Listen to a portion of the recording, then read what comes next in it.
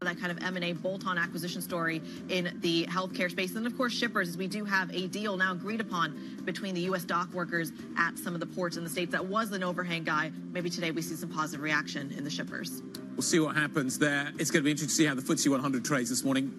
Pound down, FTSE 100 generally rises. Right, it's time for the opening trade. Let's take a look at some numbers, get an idea of what is ultimately happening. It will appear on the screen in front of you. I can hopefully assure you of that. It's not working. But I can tell you that maybe we are going to be seeing a different story when it comes to the FTSE 100 and what is happening with the rest of the European space. We're going to wait for gilts to open as well. That's going to be a critical story too. I don't have the numbers. Critty does. Let's hand you back to her. Well, we are, of course, seeing, as expected, that we are going to see some outperformance in the UK, and that's exactly what we see. We are seeing a pretty decent boost this morning from the UK, excuse me, just paired back in literally the seconds I'm talking, which I think really indicates the kind of volatility we're dealing with. What you do need to know when it comes to Europe is that it is underperformance across the board. So the CAC 40 is the underperformer. They're down about 0.4%. And a lot of the kind of downside move is coming from what I can see as well, just across the board. It's not necessarily in one particular sector. It seems like a risk-off day, Lizzie, when it comes to the UK and, excuse me, when it comes to the European stock market. Yeah, just checking in on the gilt story as it opens. The 2-year gilt yield higher 9 basis points at 4.6%. The 10-year higher 9 basis points at 4.88%. The 30-year higher 9 basis points at 5.4% this morning. These are shocking moves. Checking on the pound, lower 0.8% at $1.22. The FTSE 100 is flat to the upside, but the 250 down 0.2% currently. I said that we should mind the house builders. You've got Persimmon down 2%, Barclay down 3.2%. You've seen, as I say, Bank of England bets being paired while we've been on air, so less cutting expected from the Bank of England, but that reaction from the house builders. What else are you watching, guys? That's stagflation, isn't it? On the screen in front of us right here. So you've got basically a slowing growth picture. The house builders are signaling that in so many ways. You've got a pound that's under pressure. That's the growth narrative that's being taken out of the market. The inflationary narrative, the Bank of England story is being priced into the gilts narrative as well. It's all there, written across the screen in terms of how the market is perceiving all of these risks right now. As you say, you've got a series of UK companies that are falling this morning. Bellway, in terms of the points, it's Bellway, Drax, Just Group, Vistry, Burberry, Johnson Matthey, Investec. It's a reasonably mixed up group in terms of the narrative. It's interesting that some of the more international companies are faring a little bit better. So stocks like Carnival are doing a little bit better this morning in terms of where the rotation is taking us. But this is an ugly picture that is being presented on our screens first thing this morning for the FTSE 100. People are hiding out in the safety of stocks like Unilever. Anything with a domestic focus is seeing some weakness. You are also seeing, and you mentioned the currency picture as well, you are seeing weakness in the pound, which is giving a boost to the euro relative to the pound as well. So that is, if you are looking for a bright spot in Europe, I think I just found it. And again, as we are looking at kind of the broader stock picture, FTSE 100 is outperforming, but not by a massive margin. The only, I'm just going to call it flat, marginally green, but flat story on the UK. We'll see how that develops throughout the day. Let's bring in an expert on all of this. Bilal Hafiz joins the program, CEO and head research over at Macro Hive. So we've been debating on the program in the last hour or so how so many of these kind of almost threads that we're seeing in the UK are truly global issues when it comes to fiscal headroom, when it comes to the deficit, when it comes to spending cuts, et cetera. You're seeing it in France, you're seeing it in the US. How do you trade it relative to these other countries? Well, I think you're absolutely right. There's a global story, I think, that's going on, number one. And I think 2025 will be about how all of these cross-currents intersect with each other. The biggest one, I think, is that we are still in a relatively high inflation regime. That inflation hasn't been defeated. So that means all the central banks that started to cut rates last year are going to have to pivot one way or the other. And for the UK, that's a particular problem because the Bank of England has constantly tried to be dovish, even though the inflation picture has been sticky. The other issue is the debt levels and deficit levels that we're seeing across the world. The UK has a problem where it also runs a current account deficit, which means that it relies on foreign inflows. And so it requires more credibility than, say, Europe, which has a surplus, current account surplus. And so the UK then has this challenge of trying to attract the capital inflows to sustain its gilt market. So I think the UK is in a particularly difficult problem. I think it has all the problems of all the macro risks that we have this year. And so as a result, I think this is why we're seeing what we're seeing at the moment in the gilt market. So steepeners have been kind of the trade du jour for a lot of the bond markets in the last couple of months. I would argue in the last year or so, specifically since the third quarter of 2023, if everyone's putting on that trade, do you still put it on? I think you do, and you may not even need to put steepeners on. You could just do outright short 10-year yields. I think what's interesting is that even though central banks have been cutting rates and the front end has been, yields have gone down, what we're also seeing is an increase in term premia. So it's not only a revision of expectations of monetary policy, that there'll be less cuts. There's also an increase in term premia back into the curve, which to some extent reflects the fact that we have these debt issues. Yeah. And I think that's going to be a more important driver this year. Does what we're seeing unfold at the moment, does it in any way change the narrative that you just put money into the States? That's the safest place to put money right now. It does in some ways. I think what this does is it tells you that the bond sell-offs that we've been seeing, whether it's in the US, UK, Europe, everywhere, may well continue. So all the talk about, US 5-year, 10-year yields are attractive to go invest in, that could be a risk. You see more upside. There's more upside even in the US yields, right. in the yields, because the Fed may not necessarily cut as much as people think this year. Inflation in the US may actually end up being higher than people think, and so as a result, then term premium comes back into the curve. Yeah. So even US yields could end up higher. What I'm really asking is this narrative that's driven markets for the last few years, American exceptionalism, America's economy is doing better, America, therefore, is the place to park your money. It's sucked in huge amounts of foreign flows. Presumably what I'm seeing here in the UK this morning just encourages me to continue to do that. Absolutely. From a growth perspective, that's certainly true. The US, is seeing higher productivity than other parts of the world. The growth numbers are generally stronger as well. So in that sense, it's true the US is a more robust place to invest. The problem with the US is valuations are stretched. Yeah. So, PE ratios in US equities are already pricing in that exceptionalism. And so the challenge for the US will be what happens if US yields rise further? Can those valuations remain so high? Bilal, you've put together your annual list of grey swans for 2025, things that are possible but improbable. I had to chuckle at some of them. We'll leave Man City aside. But you have said that on item 5, Keir Starmer could return to the polls.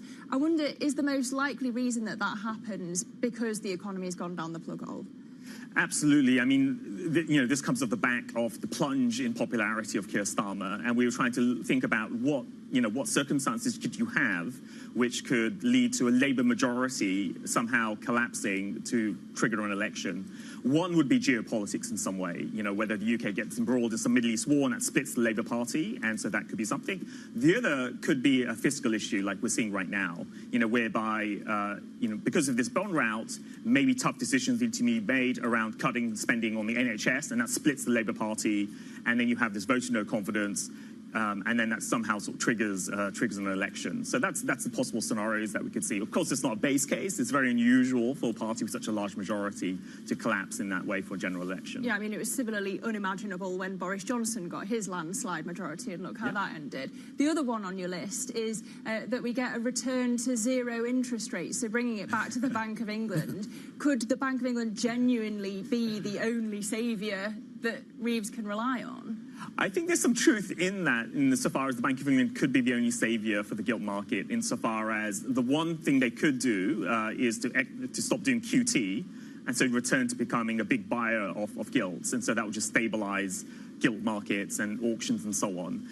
The other could be, if they were to cut rates significantly, that would reduce the interest rate costs in the fiscal numbers. So the problem in the UK, you have this death loop now in terms of the fiscal rules, whereas gilt yields or base rate yields go up, then the spending buffer, according to the fiscal rule, disappears, and so you have this vicious spiral. So the Bank of England could save the UK in that respect. The question then is whether they now get captured by the fiscal authorities and they lose credibility then. Does that credibility factor get priced into the market, or is that what this is?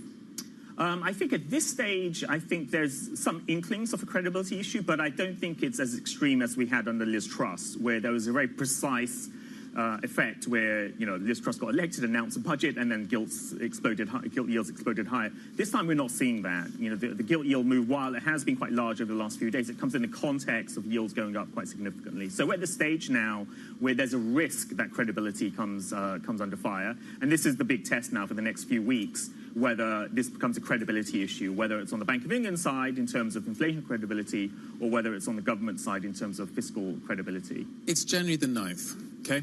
We're 9 days into this year, and we're seeing a series of crises emerging around the world. The UK, obviously, the epicenter of the story this morning, but who knows what's going to happen on the 20th when Donald Trump assumes the presidency. How easy is it to predict this year? What kind of volatility should I be expecting? How dangerous is it going to be this year to invest? How difficult is it going to be to invest this year? I think it's going to be very, very challenging this year. I think for a number of different reasons. One is that inflation hasn't been completely slain, which makes it difficult for central banks to cut rates and bail out markets. Equity valuations are stretched in all the places that you want to invest in. And then government deficits are very large during peacetime. And so all of these factors are coming in just to lead to a more fragile market environment. Then you get all this political volatility in terms of Trump announcements and such that we're going to have over the course of this year. So I think it's going to be a very, very challenging year. Everybody's stunned you into silence. No. I think it's going to be a challenging year. Lack of communication. In terms of how this is likely, what is your base case right now, and how challenged do you think that base case? How quickly do you think any base case is going to be challenged? It's a good question. Our base case in general are higher yields across the world, and that's sort of occurring right now. The risk for us is that it all happens in January, and we see this move up in yields everywhere in January, and then nothing happens for the rest of the year. But our base case is higher yields across the world. Behind that is the fact that central banks won't be able to cut as much as what's priced, because inflation's more sticky.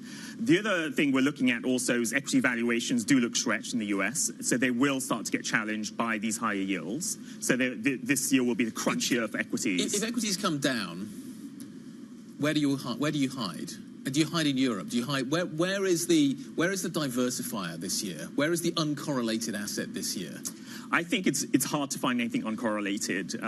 Everything's correlated in this current environment. Where you do see some value are places like Eurozone, China, maybe Japan to some extent, but they all have their problems. So the real non-consensus trade for this year would be some kind of bullish China growth story. So that would be the thing to perhaps play for, because people just aren't invested in China because they're worried about tariffs, the economy's doing terribly, inflation numbers have been incredibly low. Yep. So that would probably be the one area where we could end up with a big surprise. Well, you can certainly see it in the inflation numbers this morning. China 0.1 on its CPI print. The rest of the world dealing with an inflation narrative that doesn't seem to want to go away. Bilal, great to see you. Thanks for stopping by to see us.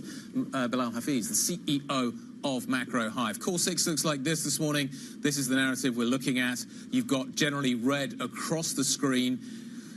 Never Nordisk bouncing a little bit, but not by much. Elsewhere, you are seeing weakness. Schneider absolutely flat. There are significant effects flowing through from what we're seeing in the UK into UK stocks. What else are we watching? Let's find out with Joe Easton.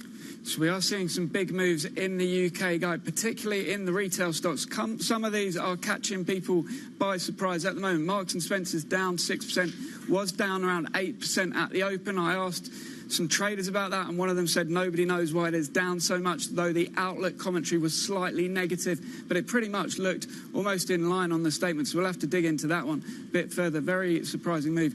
M&S now down 6% at the moment. Then we've got Tesco, again coming down, possibly some of this related to the stuff that we've been talking about on the show, about the broader UK theme, so that is potentially weighing on the stock. So we can see even Greggs down another 8%, a very steady stock, selling all those sausage rolls, of course, and B&M Europe, that one just continuing a very bad run for the discounters at the moment.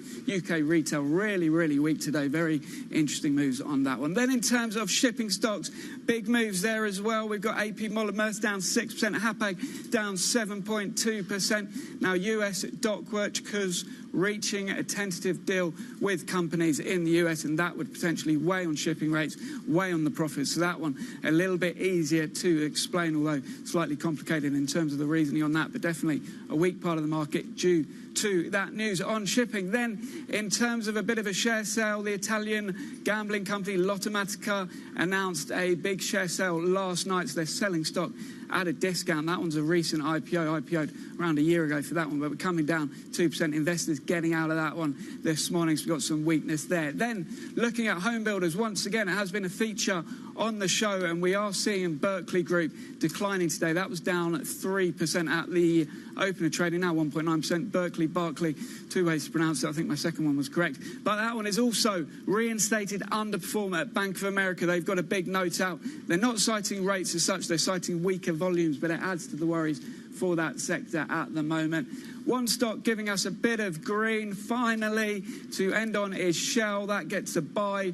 We're at UBS for that one. We've had a couple of buy ratings on Shell. They are citing the cash outlook, the cash flow outlook, very strong in terms of potential capital returns. So they go up to buy on Shell, and that stock is gaining 1%, recovering from some of the declines after yesterday's trading update here in London. All right, thanks for the silver lining. Joe Easton from our equities team. As you say, broadly, the mood has soured in the UK. The FTSE 250 down 0.7%. It had been down more than 1.1% in early trading. Looking at the gilt market, yields soaring again. The 10-year yield up 6 basis points at 4.8%. The 2-year yield up 4 basis points at 4.5%. The 30-year up 5 basis points at 5.4%. The pound's been down against the dollar by 1%, pairing some of those losses now. You're looking at the pound trading at $1.22, now down 0.7%. But this is a bleak morning in the UK. We'll have plenty more ahead. This is Bloomberg.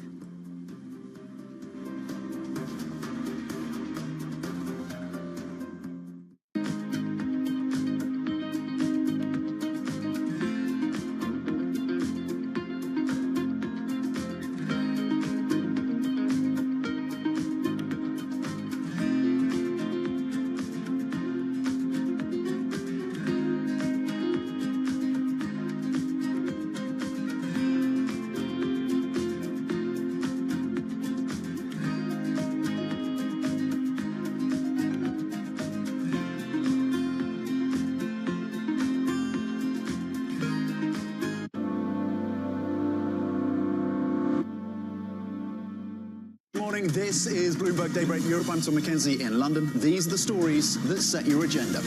Taking you from the U.S. market's close to the overnight session in Asia, we'll walk you through what you need to know to kickstart Europe's trading day. Live from our European headquarters, we bring you the day's top market-moving stories, unmatched expert analysis, and on-the-ground reporting from across the continent. Tune in to Daybreak Europe, only on Bloomberg Television. Context changes everything.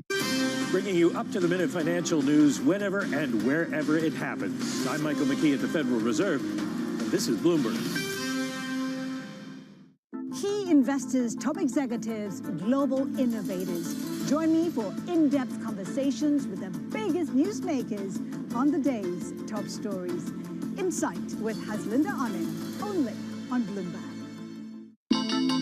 The countdown is on. Everything you need to get the edge at the end of the market day. Big tech earnings kick off later this afternoon. Gilead is coming out right now. We have take two numbers. Back to the markets, right? Our bread and butter. NVIDIA is one of the best stories in the tech space. That actually matters a whole lot more. It might shock some of your viewers. You're watching The Close. Get ahead of tomorrow's trading with The Close. Weekdays on Bloomberg. Context changes everything.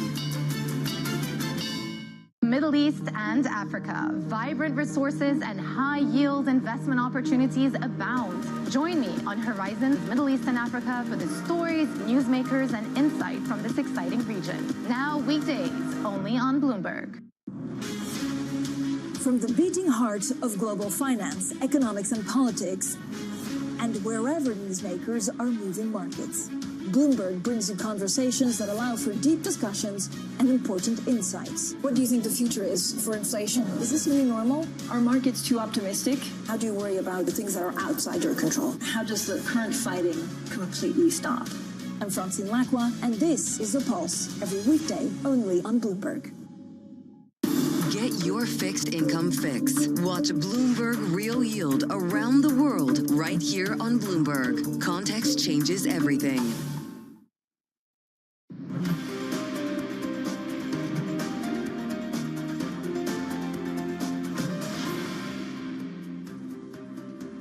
We're 18 minutes into the trade today here in Europe. Welcome back to the opening trade. And it's not looking pretty, at least for the UK, as things stand. The UK Chancellor Rachel Reeves tried to calm things yesterday. She made this rare intervention, a Treasury statement reaffirming her commitment to fiscal prudence, but it doesn't seem to be working. Look at those gilt moves at the open. The two-year yield low, higher 3 basis points at 4.5%. The 10-year up 5 basis points at 4.8%. The 30-year up 4 basis points at 5.3%.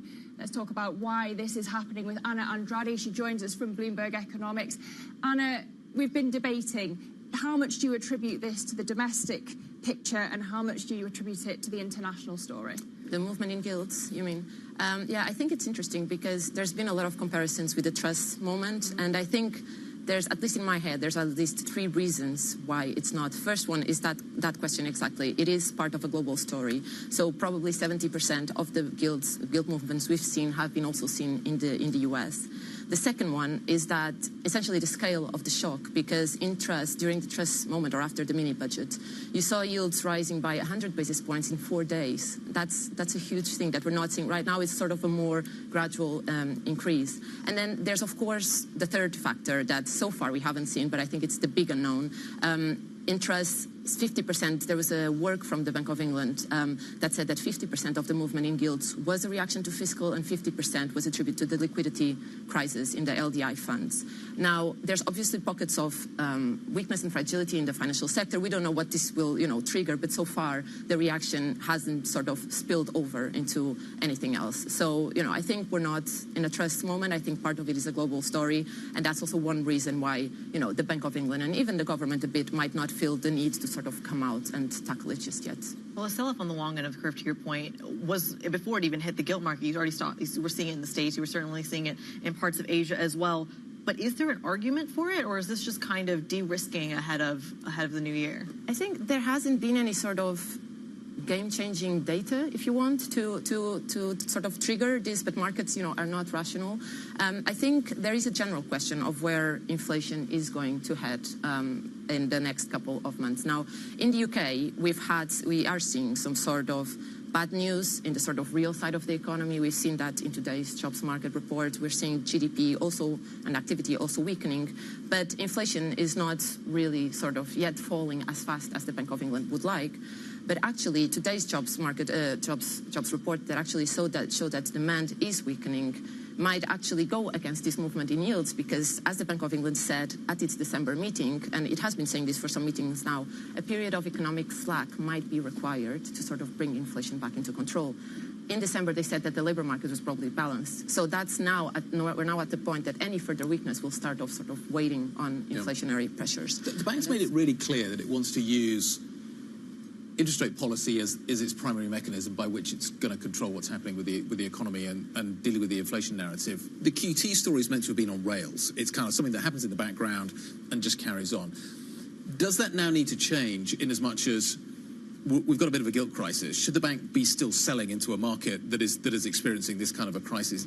Can it logically contain inflation with rates but deal with the gilt crisis by ending QT? Yeah, I think the fact that it's a global story might take a bit the pressure off from changing any sort of QT parameters. I think one thing that is interesting to say as well is that most of the QT that will happen this year will come through redemptions, the big chunk of it. So the share of active sales is actually pretty small. Okay.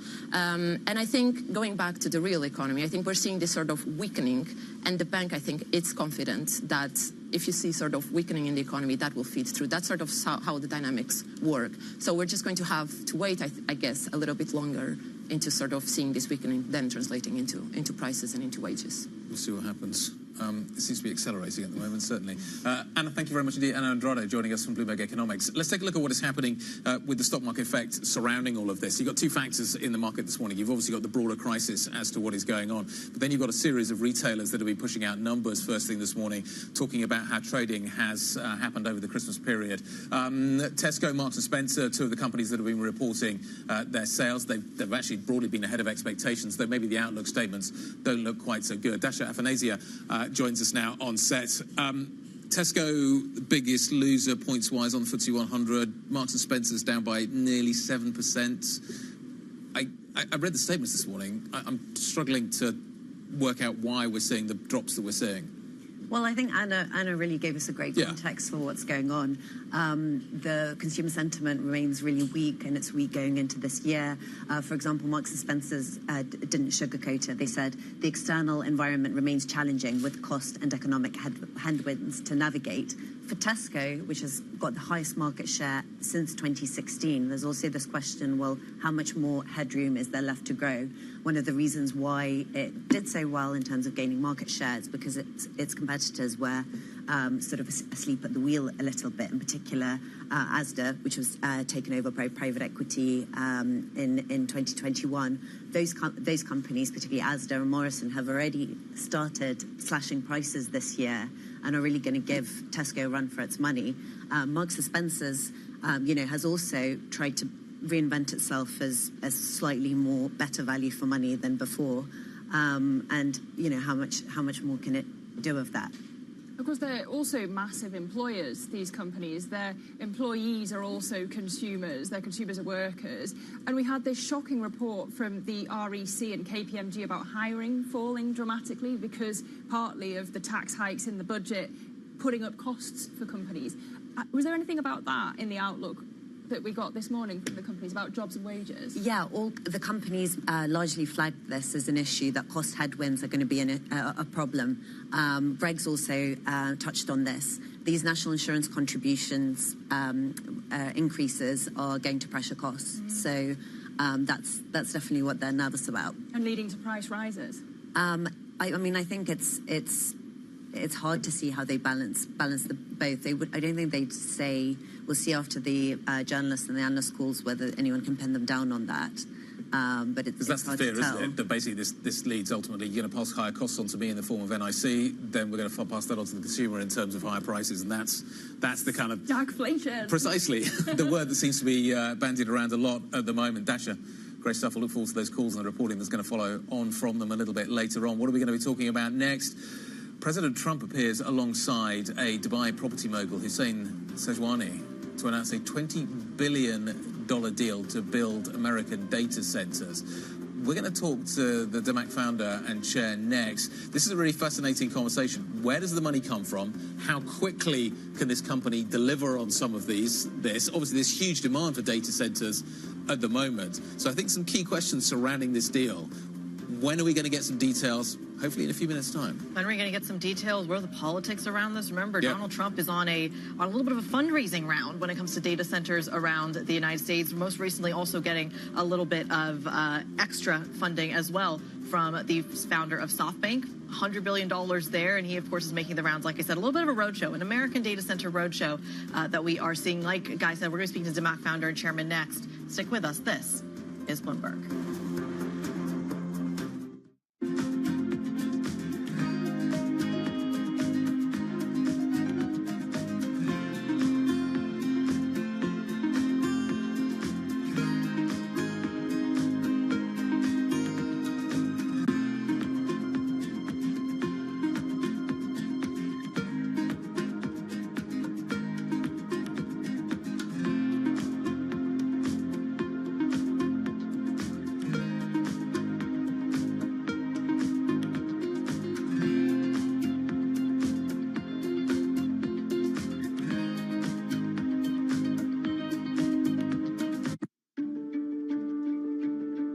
I think one of the dirty little secrets of credit is that the businesses generally don't pay you back, right? The markets pay you back, M&A pays you back. So what is the most important thing is to always make sure that the borrower is worth more than the loan. And as long as the borrower is worth more than the loan, then it might be a rocky ride, but you're going to get your money back. And this world where there's these disruptive companies that have, let's call it 100, 200, 300 million of ARR, are looking to not raise equity capital because of the fact that they raised it in 2021 or 2022, and no one really wants a down round. But there's a lot of capacity in the capital structure to have, let's call it a structured solution. We think that there's a lot of opportunity with those businesses.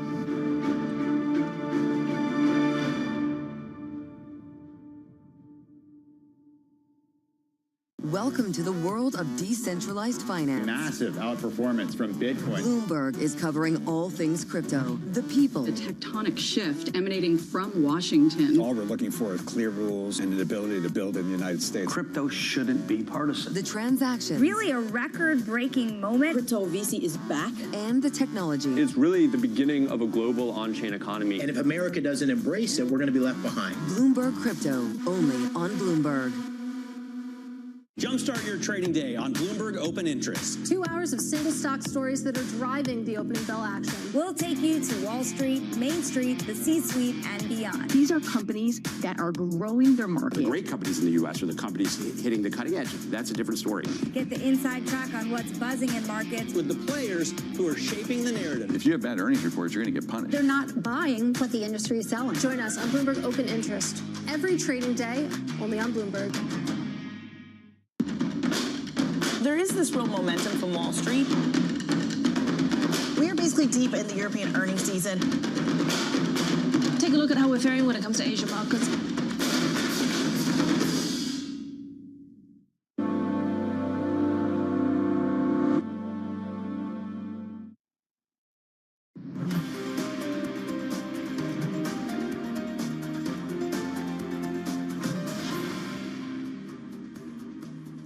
This is the opening trade. We're 30 minutes into today's session. Particular underperformance from the FTSE 250 this morning, down 0.7%. The FTSE 100 up 0.25%, and the broader stock 600 flat to the downside. But let's talk about the chip story. A parting shot from the Biden administration.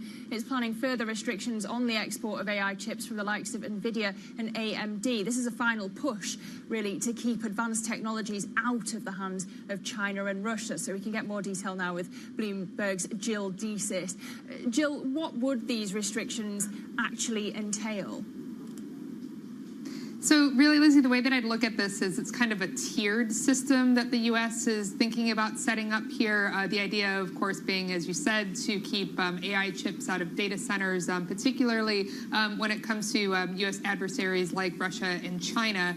So the way that the tiered system would really work is there would be one tier, that first tier, which is more, as you're seeing on this map here, that blue tier there. That's the U.S. and its allies, so a lot of prominent democracies in Western Europe in particular. You see Japan, Taiwan on that list, and also so they would have freed use. That red zone there, you're looking at Russia and China in particular, absolutely no use of these types of chips. And then that yellow orange zone, that's one that's more of sort of a that middle tier. And the way that that would work is that there would be some limited use that those countries would be able to use for these types of chips. And then if they wanted to use more sort of processing power involved in some of these really advanced chips, they'd have to apply to become sort of validated end users. And so that would involve agreeing to certain types of acknowledgements, agreements with the U.S. over human rights, sorts of things, national security things, that sort of national security play. So that's the kind of system that's at least under discussion here.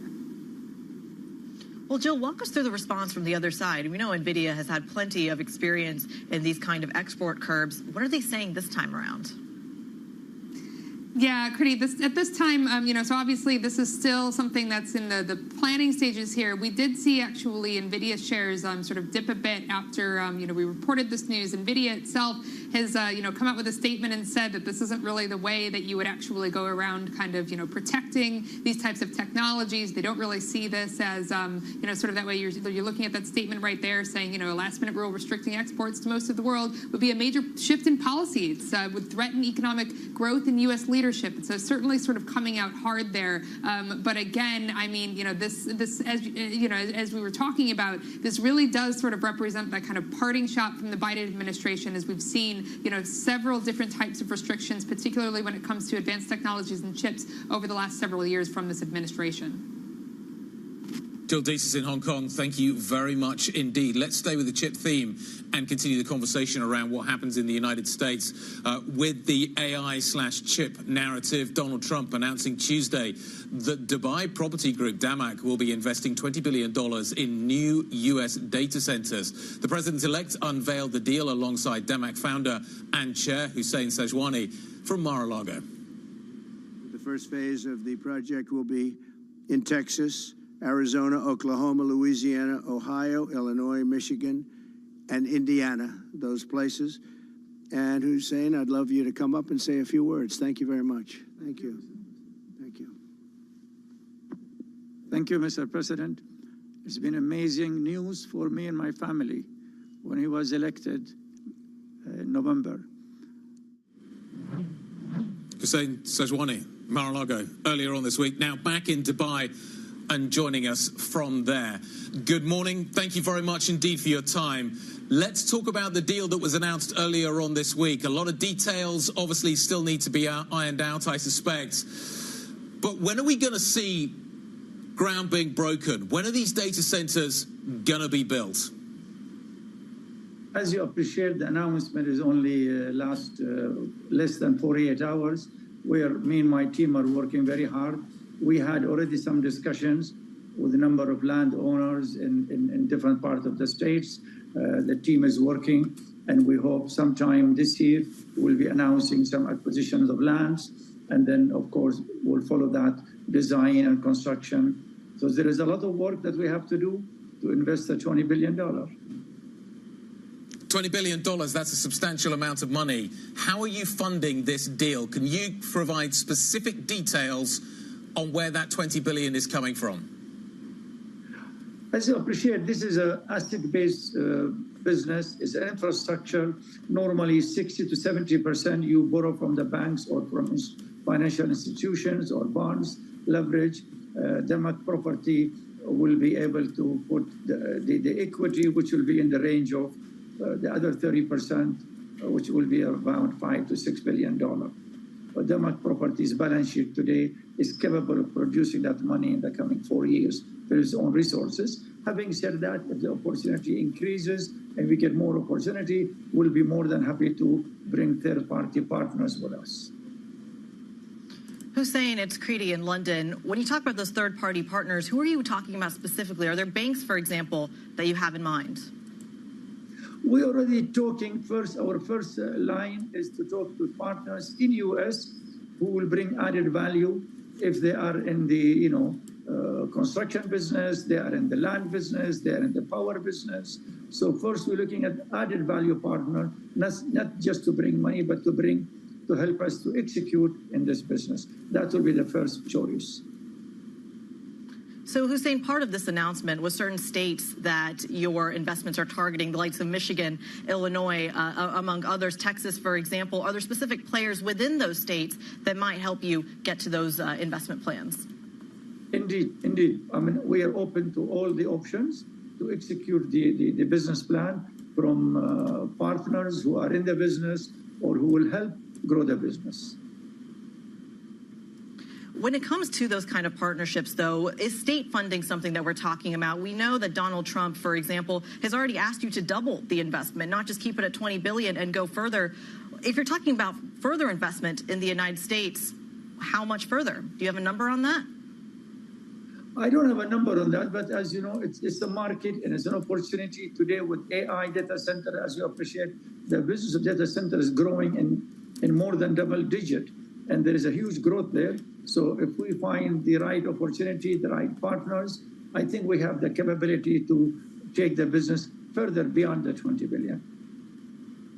Hussein, good morning. It's Lizzie here in London as well. I know that the UAE has gone big on AI investments over the past couple of years. Will the government be helping in any way or backing this project? No, we're not talking at the moment to any government backing. We're talking, as I said, to landowners and then to potential partners. But is the Abu Dhabi government supporting you? At the moment, we're not looking at any support from any government things. It's going to be very much commercial business plan. Sorry, to clarify, are they aware? Of course, everybody knows about it, and they're well aware of our intention to invest globally.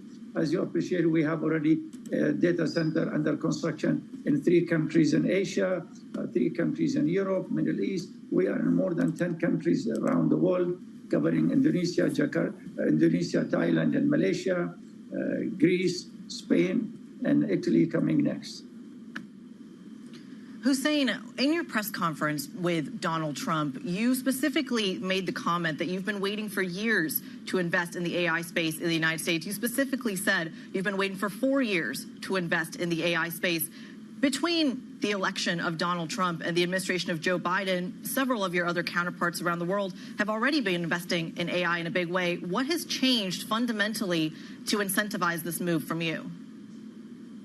In the last 4 years, we have invested more than and committed about $2 billion in the private equity and in some direct deals, like we are invested in XAI and OpenAI and in SpaceX, and we are in more than 60 funds in U.S. So we did not stop investing, but we were investing through funds. Investing directly, we wanted to see a more friendly government who encourages the foreign investments, and we feel it's the right time now. Hussein, just coming, there's a couple of quick questions. Just returning to the issue of funding. The funding is, you are 100% guaranteeing that the funding exists for this deal, that it's already in place, that you've secured that funding, that you are ready to go. That's my first quick question. Is that a yes or no answer? Is the funding in place? The funding, our equity is in place. The debt will come as we go and as we build those data centers. That brings me on to the second point. You say you're going to build them. Are you going to build them, or are you going to do the land deals and then let somebody else build them? Is that the way the model is going to work? No, the model is we buy the land, we hire a designer, and then we hire a contractor who will build it, and then we lease it to the hyperscalers. Hussein, speaking of the hyperscalers, are there customers that you have in mind when it comes to who may, at the end of the day, be some of the buyers of these data centers? You mean the leasee? We're not going to sell the data center, but we're going to lease them. We're going to lease them to the hyperscaler, which are known Amazon, Microsoft, Google, Oracle, and some large Fortune 500 companies, IBM and others. Have you started having those conversations with them? We've been having conversation with them about Asia and Europe for the last 12 months, and we are quite advanced in negotiation with some of them to finalize a deal in part of where we have data centers already. But when it comes to some of those negotiations, why not already have those investments in the United States, again, with the same players that you're working with in Asia and Europe as well? You made the comment of now having a friendlier government in place in the United States that is friendlier to foreign investment. Some would argue that's the exact opposite message that Donald Trump is giving.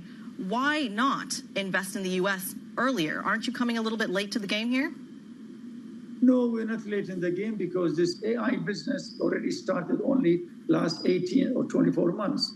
And we've been quite focused on Asia and Europe in the year 23-24. And now our focus is going to be heavily on U.S. Hussein, in terms of those potential customers, have you spoken to or met with Sam Altman and Elon Musk? Yeah, we were together there at the New Year on the same, in Mar-a-Lago. And he's an amazing gentleman with a vision. And of course, his accomplishments. We are already investor in two of his companies, SpaceX and XI. So that's Elon Musk. Have you met Sam Altman? I met who? Sam Altman. No, I don't remember anybody like that. All right, Demax founder and chairman Hussein Zajwani, we will leave the conversation there. We thank you so much for your time and, of course, look forward to getting the updates on what that data center investment actually looks like. Some interesting comments there that he was talking about in terms of just where the investment is coming from. Already in talks with the hyperscalers, making it clear he's not speaking to the likes of Sam Altman, which, of course, we know the context for our global audience. Sam Altman and Elon Musk have both had very differing opinions on the creation of OpenAI. A fascinating time. I thought it was interesting that he said the U.S. government is now finally open to foreign investment. Weren't we just having this conversation with the likes of Nippon Steel and the conversation there that maybe they aren't open to foreign investment? Well, that's the point. It's about to change. The government's about to change, and maybe it becomes more open. But that doesn't seem to be the narrative that maybe you get from the United. It's okay to invest into the United States if you are maybe within the orbits, maybe, and not investing in. I guess you could argue that data centers are key technology.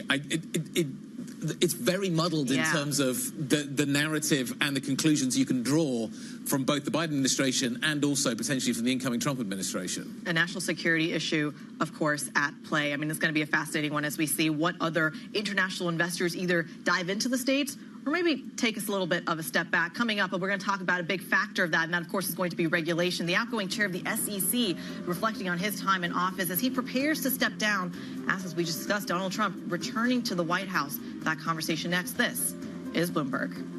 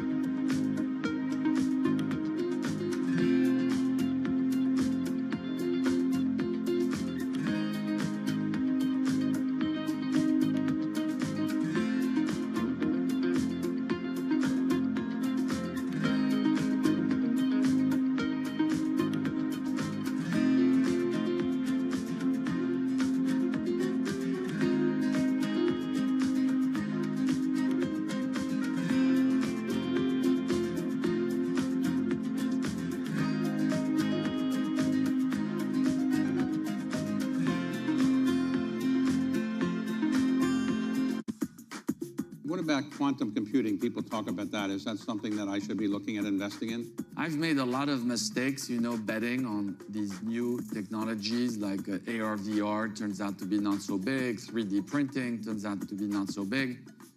My estimate is $100 trillion was invested in today's dollar in the PC, CPU-based infrastructure. All this is going to get ripped out to put $100 trillion or more in our GPU-based infrastructure.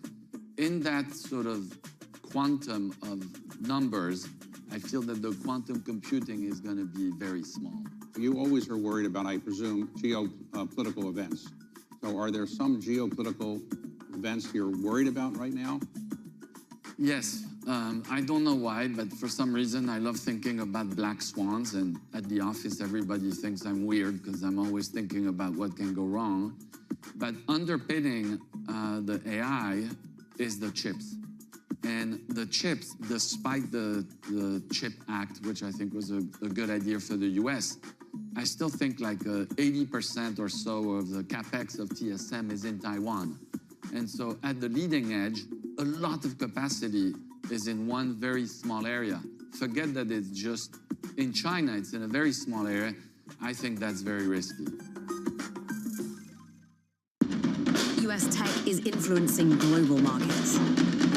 Technology is driving business across Europe. Companies in Asia are betting on tech.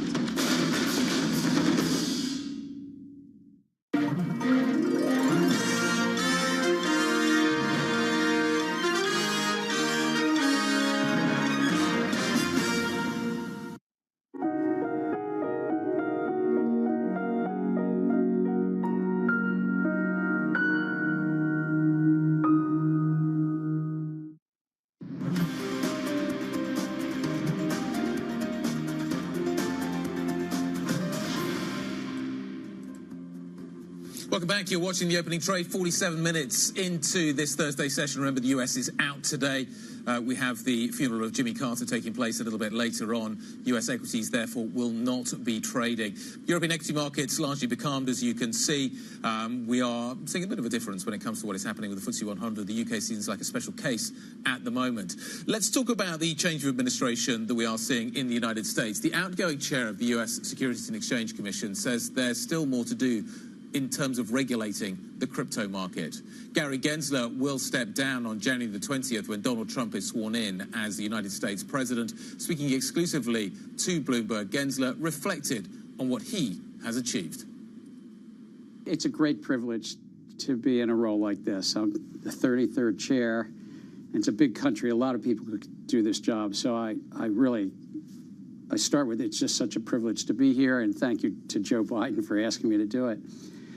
But what's remarkable about this role is it oversees the $120 trillion capital market, which touches everything in our economy, because you've got to raise money for most of what we do in our economy, and people save. So I feel terrific.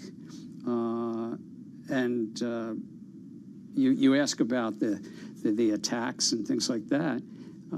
That's what public policy is about. You walk into this central square and you debate these important things for 330 million Americans. I've worked over the years with Hillary Clinton on a number of campaigns, and I remember Hillary saying once, like, if you're not willing to be attacked, you can't go into the public square and debate policy. And so I think it's part of our great democracy. I look at who is inveighing against you and who's throwing that invective, and it's the president-elect, it's the world's richest man. Does it feel different to you than what you, I'm sure, experienced after the global financial crisis when you were at the CFTC? Has the atmosphere, has the environment changed for regulators like yourself? Well, I think it does change. What we do here at this great agency is look out for everyday Americans, people just trying to save for a better future and try to move through things that help them, like we've done, like even shortening the settlement cycle from 2 days to 1 day. Might sound geeky behind the scenes, but it means you get your money 1 day faster, for instance, or getting privacy notices. There was no federal rule that you needed to get a notice if your data was hacked, and we put in place some rules to do that. So we're looking out for everyday Americans, trying to lower the cost of the markets to trade stocks, to trade bonds. But it doesn't surprise me that then there's some in the middle of the market. They're called brokers, they're called dealers, they're called intermediaries, stock exchanges, who they like their business model. And if we're changing the rules to benefit everyday Americans, they might have thoughts on that and object. And that's part of the process. Outgoing SEC Chair Gary Gensler speaking to Bloomberg's David Gura about his legacy. If you were to think of words to describe Gensler, maybe polarizing would be one. Bloomberg's Valerie Teitel joining us around the table. Is that about right? Look, I think he's going to go down as one of the most polarizing financial regulators in modern finance, to put that squarely to you. He is such a polarizing character. If we just take a look at his broader legacy outside of crypto, he's halved the settlement cycle for bonds, for equities. He's released new rules when it comes to corporate governments, reforms in the treasury market when it comes to central clearing, and he's addressed some instabilities when it comes to money market funds. But his legacy is very much going to be down to his stance on crypto. It's defined much of his tenure as chairman, his very hawkish stance on the crypto market. And he very much used that exit interview yesterday to maybe have a last swipe at crypto, calling crypto rife with bad actors and calling it a field that was built off non-compliance. So that Gary Gensler interview yesterday, again, speaking very hawkishly when it comes to the crypto market. Trump's new pick for the SEC chairman, Paul Atkins, is is widely expected to reverse a lot of his hostile stance on crypto, but is definitely going to go down with Gary Gensler's legacy as being a large crypto hawk that maybe has pulled back some innovation in this space. But I guess the future will tell us the history on crypto assets. Well, crypto assets, but then in this kind of new administration under Donald Trump, we just had this interview with a latest foreign investor in the space. He's basically making the argument that regulation is completely going out the window. Is that being priced into the markets here? That this is kind of opening the floodgates to funding when it comes to the bond market, the equity market, et cetera?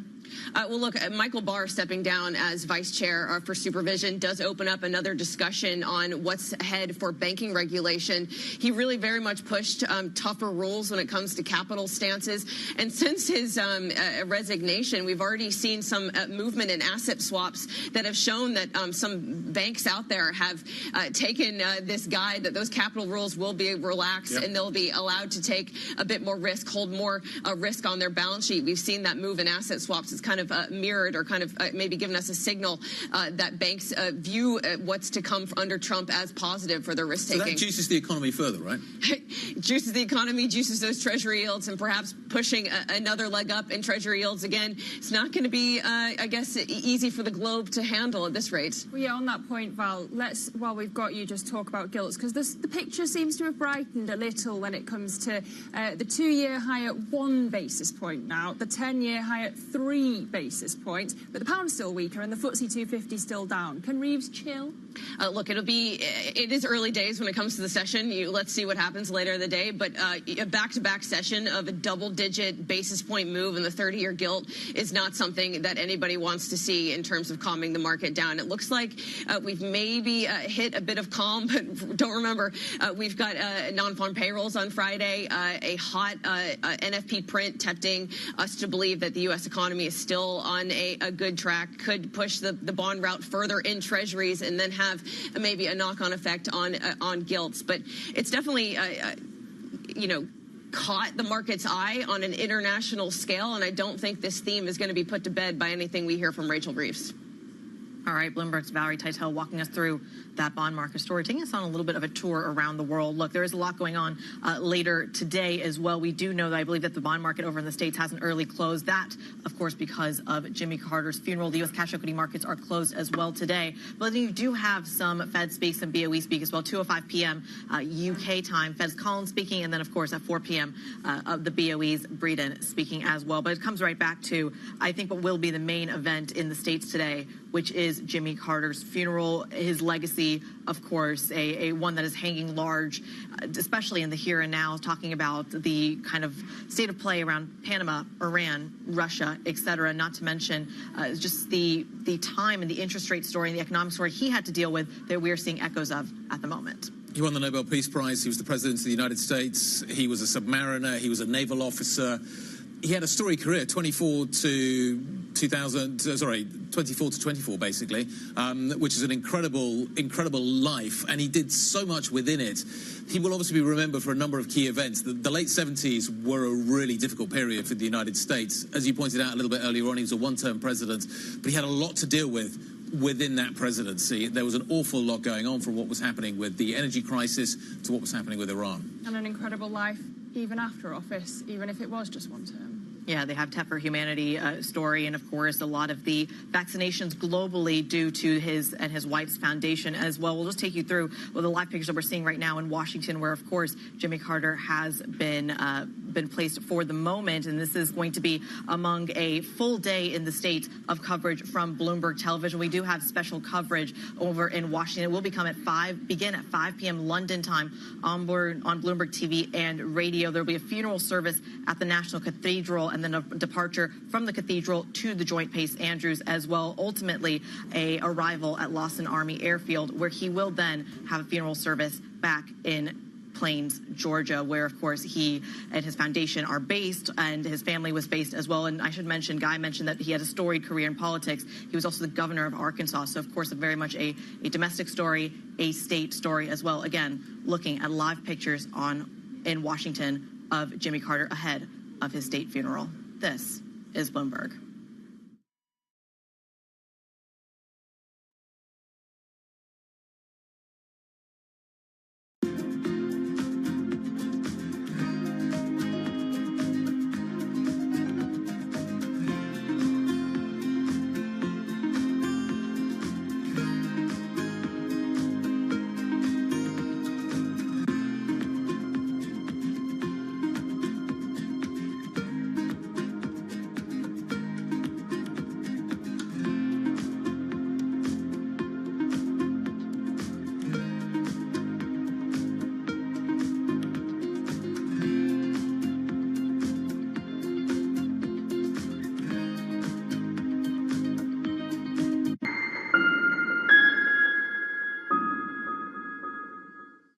our studios in New York and San Francisco, our expert hosts have the data and analysis from the companies you know and the startups to watch, plus the interviews you don't want to miss. Watch Caroline Hyde and Ed Ludlow on Bloomberg Technology, the only daily business show dedicated to tech, right in the middle of the trading action. Live every weekday, only on Bloomberg Television. Context changes everything. Bringing you up-to-the-minute geopolitical news whenever and wherever it happens. I'm David Gura in Rio de Janeiro, Brazil, and this is Bloomberg. Bloomberg Surveillance covers the latest in global markets and the political events that influence your world. Join Jonathan Farrell, Lisa Abramowitz, and Anne-Marie Hordern, only on Bloomberg. Context changes everything. Morning, this is Bloomberg Daybreak Europe. I'm Tom McKenzie in London. These are the stories that set your agenda. Taking you from the U.S. markets close to the overnight session in Asia, we'll walk you through what you need to know to kickstart Europe's trading day.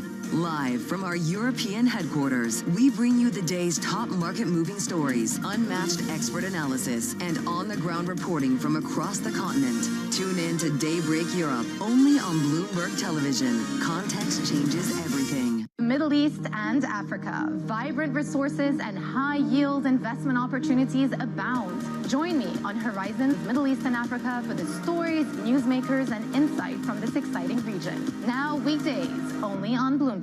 The countdown is on. Everything you need to get the edge at the end of the market day. Big tech earnings kick off later this afternoon. Gilead is coming out right now. We have take two numbers. Back to the markets, right? Our bread and butter. NVIDIA is one of the best stories in the tech space. That actually matters a whole lot more. It might shock some of your viewers. You're watching The Close. Get ahead of tomorrow's trading with The Close. Weekdays on Bloomberg. Context changes everything.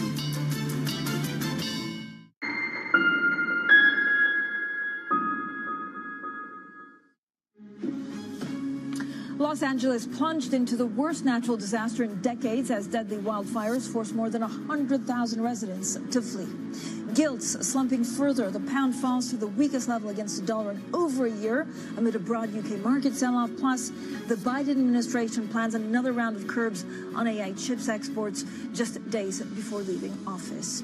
So good morning, everyone. Happy Thursday. There's a lot going on, a lot of market turmoil. We, of course, go deep into the fires in the U.S. and what they also mean politically for the administration. Now, overall, if you look at European equities, they're really on tenterhooks, pretty much unchanged. The FTSE's a little bit in the green, but there's a lot going on across other UK markets. Now, UK assets definitely falling due to concerns over the government's fiscal debt, sterling falling to the lowest in over a year. This is not only a UK story, but UK assets are really at the forefront of this global rout, sparked this week by Trump's latest threats to impose tariffs, but also worries that inflation will remain elevated for longer than expected. So I'm looking at the UK 10-year yield, 4.838. Again, there's a great Phil Aldrich story today saying, look, over the past few days, these long-term borrowing UK costs have soared, the pound fallen, and that's a pretty rare combination that basically signals investors have lost faith in the government's ability to keep a lid on the national debt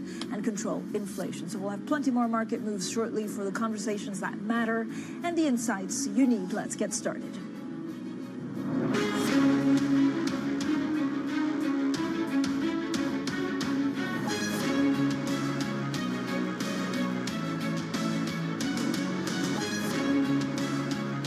Newsmakers and market movers. This is The Pulse with Francine Lacqua. Well, good morning, everyone, and welcome to The Pulse. I'm Francine Lacqua here in London. Now, in just a moment, we'll discuss the markets, treasuries, and the four-day sell-off. The pound sinks to the lowest level since 2023. We're joined by Nora Sindiziani, a global economist at JP Morgan, and Bloomberg's Rachel Evans, managing editor for FX and rates in the U.S. and EMEA in a moment. But first, we begin with LA's worst natural disaster in decades. At least 5 people have been killed. More than 100,000 residents have been forced to flee devastating wildfires in California. Now, there are currently 5 fires burning across Los Angeles, driven by hurricane-strength winds, and Joe Biden has canceled his final overseas trip as U.S. president. So on all of this, let's bring in Bloomberg's EMEA News Director, Roz Matheson. Roz, thank you for joining us. It's pretty hard to actually to imagine the scale of exactly what's happening. give us some context in terms of the size of the fire and the outbreak. Well, these are just very extraordinary scenes. We're seeing wind gusts of up to 80 miles an hour. They're expected to continue through Thursday, possible windstorms again next week. No rain. And, of course, firefighters struggling to access water supply. We got a fresh fire that broke out overnight in the Hollywood Hills. So these are coming into quite densely populated areas. It's 27,000 acres that has burned so far. You know, for a bit of comparison, some people are lightening that, saying it's pretty much the central area of London. It's also large parts, equivalent to large parts of downtown Manhattan and Brooklyn. So this is a sizable area that is burning. We know houses, schools, property, businesses. As you said, a number of people have sadly lost their lives, and firefighters are really struggling to contain these blazes. So certainly no sense this is going to get better anytime soon. And meanwhile, Roz, President-elect Donald Trump has blamed California Governor Gavin Newsom for the deadly fires. It's very sad because I've been trying to get Gavin Newsom to allow water to come. You'd have tremendous water up there. They send it out to the Pacific because they're trying to protect a tiny little fish, which is in other areas, by the way, called a smelt. And for the sake of a smelt, they have no water. They had no water in the fire hydrants today in Los Angeles. It was a terrible thing. And we're going to get that done. It's going to finally be done. I got it done from the federal side, and he didn't want to sign it, but it's not going to happen again like that. There's no reason. So, Roz, why is Trump blaming the governor of California? Well, first to note that Newsom's office has put out a statement saying that those claims by Donald Trump are untrue. But obviously these two men have a long history and none of it is good. They've taken frequent pot shots at each other over the years, and Trump has particularly taken pot shots at California as well. And Trump is never one to miss an opportunity to take a political moment in something. Obviously, if this was during the election campaign, potentially more interesting. Obviously, he is the incoming president either way. But what this tells us is we're going to see a lot of tensions between Donald Trump and Gavin Newsom in California once Donald Trump is in office in just a week or so. We're already seeing Gavin Newsom saying he wants California to be a bastion of resistance, he calls it, against some of Donald Trump's policies around regulation, deportation. Gavin Newsom, meanwhile, also has a lot of tensions with Elon Musk, who is a close confidant of Donald Trump. So what this is telling us is, in the minute, not much about the fires, but that we're going to see a very fraught relationship going forward. Roz, thank you so much. Roz Matheson there with the very latest, of course, on U.S. politics and these horrific fires in L.A. Now, turning to the markets, and the pound has slumped to its weakest since 2023 amid a broad UK sell-off. Now, gilts continuing to fall with yields rising across the curve. With us now, Nora Vincentiani, a global economist at J.P. Morgan, and Bloomberg's Rachel Evans. Thank you both for joining us. Rachel, so first of all, can you put this in context with us? Because this is not, the UK has very little buffers, which is why they're being hurt the most. But there's been a global market kind of round for bonds. That's right. And I mean, this really kind of began in the US as we sort of kicked off the new year. There was sort of a bit of just a kind of sentiment shift as everyone started to think about the incoming administration under Trump and what that might mean for inflationary pressures, but also bond supply. Bond supply has been something that the bond market is always thinking about, but kind of has these little spikes where it's particularly concerned about these things. And this is one of those moments. And for the UK, which has already got big questions to answer about its debt sustainability, you know, something that came up following the budget from the incoming Labour government back in October, this has become a particular sort of catalyst for them to kind of really be suffering from this yield rise more generally. Nora, I mean, we saw this, move that frankly is worrying, which is weakness in pound, and of course what we've seen in yields. So, is there a danger that at some point you have escape velocity where people just worry about the UK and it's a self-fulfilling prophecy? Yeah, I think that dynamic has already started to play out. I think the UK is in a tricky situation because not only does it have pretty weak growth, but also inflation has proved to be quite sticky. And now I think there are increased concerns that price pressures will continue to rise alongside weak growth, which actually puts the Bank of England into a bind, and it reduces its ability to reduce policy rates. I think generally the market is just very skeptical about the government's ability to fund this larger fiscal deficit. And also I think business sentiment for the private sector, for businesses in particular, has been hit by the increase in the employer social security contribution. So I think for the UK, this is going to be a tricky year. Yeah. But Sonora, is it the government's fault because of the budget? Is it Rachel Reeves' fault, or is that she didn't give herself enough wiggle room and now we'll have to pay for it? I think, yeah, they probably just miscalculated the market's willingness to kind of look through these pressures, and I think now it's kind of reckoning day, and they're going to have to deal with the market fallout, possibly make some adjustments to the budget, maybe increase taxes, cut spending, but they're going to have to resolve this market pressure that is building right now with some sort of policy response in the end. Yeah, and it's been the last couple of days. I mean, there's been big parallels between the budget disaster under Liz Truss, and now we're talking about the debt crisis in the 1970s.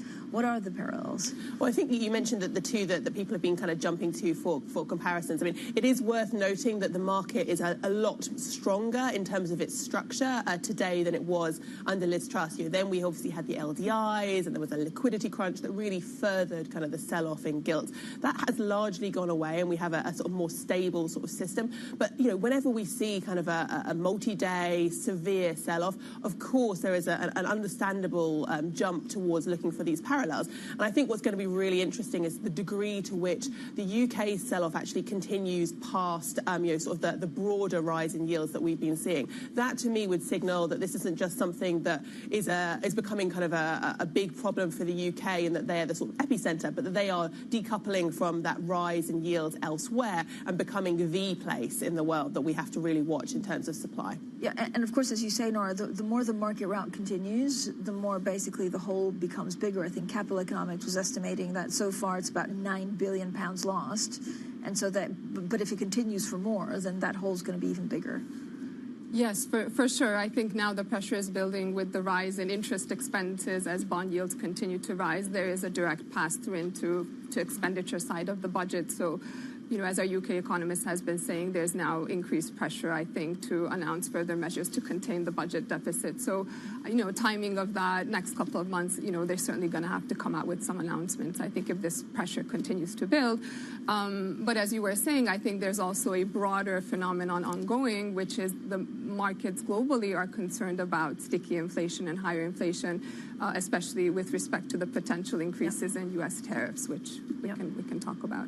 Yeah, so just on the Bank of England, would they step in the next couple of days to try and stabilize, or are we not there yet?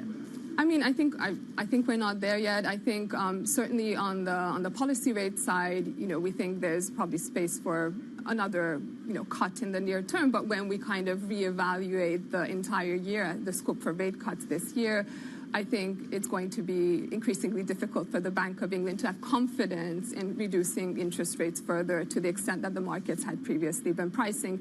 So I think that wiggle room for the Bank of England is now much narrower, especially if we don't get further fiscal deficit consolidation. Is there anything that can happen today for the markets to be a little calmer from Treasury side? A couple of things could happen. We did see sort of a statement from a Treasury spokesperson, I believe, last night, sort of trying to kind of sort of calm things down. That doesn't seem to have yet worked, but we could potentially see a little bit more of a direct attempt to address that issue. We also have some BOE speakers starting to come out. I think we have Sarah Breeden later today.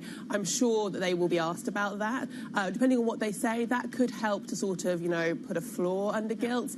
But, I mean, it's going to be very difficult. When the market gets rolling, it's pretty hard to bring it to a close.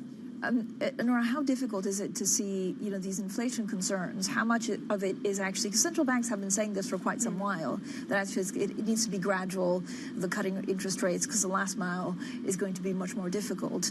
How much of this is just the effects of that, and how much of it is Trump and tariffs worries? Yeah, so certainly I think there's an underlying stickiness in core inflation to begin with, right? So we've ended 2024 with core inflation globally still running at 3%, right, which is well above the 2% target for most developed market central banks. And a lot of that has to do with the continued stickiness in service prices. I think alongside that, there's now an added concern that the tariff hikes will add further to goods price inflation. And actually already into late last year, we saw some firming in manufactured goods prices, which are now running at a roughly 1% pace. Remember, earlier on, they had been in deflation, so we've already seen some rebound. So now on top of that, if we get tariff hikes, we get some weakening in currencies outside the U.S., that will fuel inflation further. So I think if you put those two things together, that will certainly limit the space for policy easing. Now, at the same time, I think there's also going to be some differentiation across countries as we go through 2025. And I think the U.S. certainly falls into the sticky inflation bucket, the U.K. perhaps as well. But elsewhere, in much of rest of Western Europe and Euro area in particular, we are seeing the disinflation trend intact. And I think differences in domestic demand conditions, broader macroeconomic conditions, are broadly responsible for these differences. So obviously we have weak demand and growth in Euro area, quite resilient growth in the U.S., and I think that will continue to drive this divergence between sticky U.S. inflation on the one hand and softer Euro area inflation on the other. So interesting. Thank you both for joining us. Rachel Evans, Bloomberg's managing editor for FX and Rates in the U.S. and EMEA. Nora Svensiniai from JP Morgan stays with us. Coming up, another round of chip export curbs from the outgoing Biden administration. We talk tech next, and this is Bloomberg.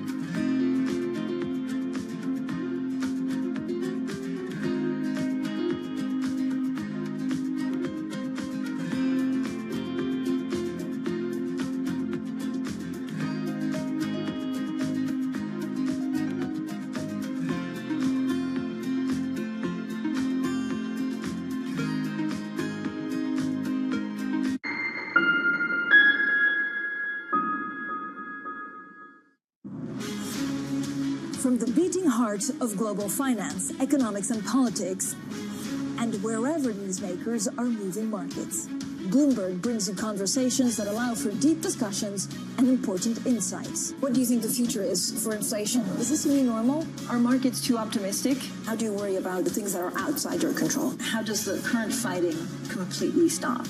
I'm Francine Lacroix, and this is The Pulse, every weekday only on Bloomberg.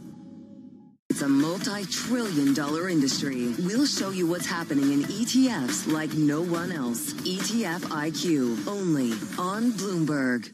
Good morning. This is Bloomberg Surveillance. Welcome back to the opening trade. This is Bloomberg Technology. This is the Asia Trade. This is Wall Street Week. Welcome to Balance of Power. This is Bloomberg Television.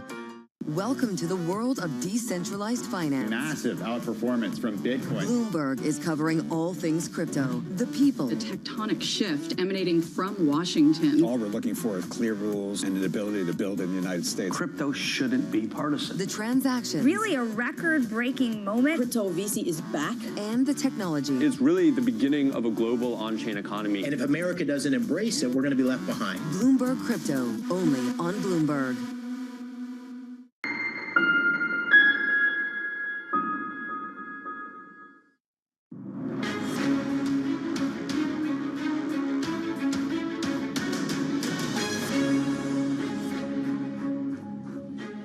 Welcome back, everyone. Now, Bloomberg has learned that the Biden administration is planning further restrictions on the exports of AI chips from the likes of NVIDIA and AMD. Let's bring in Bloomberg's Tom McKenzie. Tom, thank you so much for joining us. What do we know? So we know that these could be enacted, put forward as soon as Friday, as soon as tomorrow, in fact. This is Bloomberg reporting. They're looking at 3 tiers, essentially, in terms of restricting AI accelerators globally. The first tier is allies of the US, so the UK, Canada, Australia, Japan, Taiwan. They will have free access to as many AI accelerators from companies like NVIDIA and AMD as they want. The other tier, the third tier, I'll get to the second tier in a minute, but the first tier, US allies. Third tier are US adversaries, so China and Russia, completely restricted from these AI accelerators. The second tier is really interesting because that's essentially most of the rest of the world beyond those 2 other segments. There will be limits. There will be sovereign caps in terms of the numbers of AI accelerators each country can get. As a company within those countries, you can apply for more, unlimited numbers of chips, if you meet certain requirements in terms of human rights and in terms of security that meet those US requirements. You have to get the sign-off from the US in order to increase that number of AI accelerators that you want. The context, of course, is the US is leading in this technology. They know they have that leverage. And in fact, both Republicans and Democrats have come out and said we should use this leverage to try and pry some of these companies, some of these investors away from the orb of China. So this is the broad-based approach. 3 different tiers. How different countries sit in them, how different companies operate around them will be significant. I mean, the timing is so odd. Yeah. Because there's a new president January 20th. So the timing is intriguing. One way to look at it is that this just builds on the restrictions that have come through from this Biden administration targeted around China and increasingly Russia's ability to get hold of some of these cutting-edge technologies, whether it's the software, the hardware, the components that go into it, now AI accelerators. So in that sense, it is rational and it builds on the process that the Biden administration has pushed through. But as you say, very close, of course, to the inauguration and the new Trump administration coming into place. It also raises the question as to whether there's concern around the current administration that the incoming administration be more focused on broad-based tariffs rather than these very specified sector-by-sector tariffs. They want to build on the work they put in place already. NVIDIA, by the way, very upset about this, saying that it's going to damage the US economy, US economic growth, and the industry as well is pushing back against this. Again, these measures could come in as soon as tomorrow. Tom, thank you so much. Tom McKenzie there with the very latest on tech. Now, Nora Sintivani, global economist at JP Morgan, still with us. Nora, I mean, this is just part of a lot of the uneasiness in terms of tariffs, trade, how the U.S. deals with China. Is it going to be U.S. exceptionalism above everything else, and so the rest of the world loses when Trump gets in power? Yeah, we're already seeing U.S. exceptionalism playing out. We see that U.S. business sentiment continues to soar, whereas in the rest of the world, sentiment has been deteriorating. And I think we'll see a continuation of that, especially once these new U.S. policies are announced in a few weeks' time, most likely.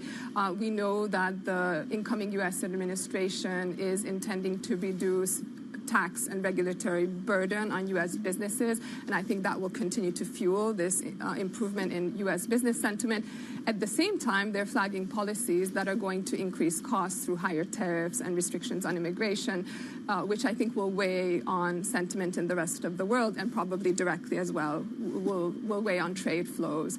I think the big question for me right now is if the U.S. would like to use the increase in tariffs to boost tax revenues to fund fiscal spending, I think that is going to further fuel inflation pressures. But also debt, right? Is there really a worry that we're not talking about enough about U.S. debt, that something could go wrong, that could also be, I guess, the catalyst could be something in Europe? Yeah, I mean, yes. I mean, that concern around U.S. debt has been there. I think it will remain there, especially if they cut taxes and increase fiscal stimulus as early as this year in the U.S., and I think that fuels inflation further. I think in Europe as well, we've seen concerns around reduced fiscal consolidation in France, for example. But I think Europe has more fiscal space, especially if places like Germany are able to reform their debt brake to provide that space for more fiscal stimulus. So I think Europe perhaps has a bit more leeway than the U.S. does, where really debt has been building in a very significant way for some time now. Nora, thank you so much for joining us. Nora Sintivani there, a global economist at JP Morgan. Now, you're also looking at live pictures from Washington, head of President Jimmy Carter's state funeral. Our special coverage begins today, 5 p.m. London time, on Bloomberg TV and radio. Plenty more to come. This is Bloomberg.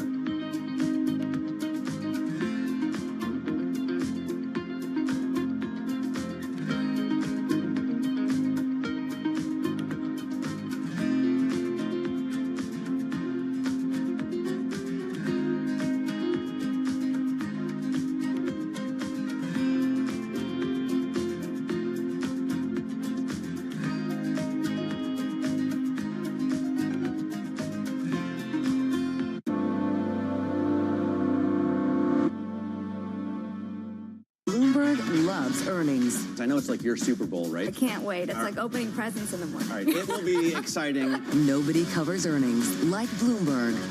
Jumpstart your trading day on Bloomberg Open Interest. 2 hours of single stock stories that are driving the opening bell action. We'll take you to Wall Street, Main Street, the C-suite, and beyond. These are companies that are growing their market. The great companies in the U.S. are the companies hitting the cutting edge. That's a different story. Get the inside track on what's buzzing in markets. With the players who are shaping the narrative. If you have bad earnings reports, you're going to get punished. They're not buying what the industry is selling. Join us on Bloomberg Open Interest. Every trading day, only on Bloomberg. From the world of politics to the world of business, Joe Matthew and Kaylee Lines deliver news, insight, and analysis live every trading day. Balance of Power, live around the world only on Bloomberg. From our studios in New York and San Francisco, our expert hosts have the data and analysis from the companies you know and the startups to watch, plus the interviews you don't want to miss. Watch Caroline Hyde and Ed Ludlow on Bloomberg Technology, the only daily business show dedicated to tech, right in the middle of the trading action. Live every weekday, only on Bloomberg Television. Context changes everything. Key investors, top executives, global innovators. Join me for in-depth conversations with the biggest newsmakers on the day's top stories. Insight with Haslinda Onim, only on Bloomberg.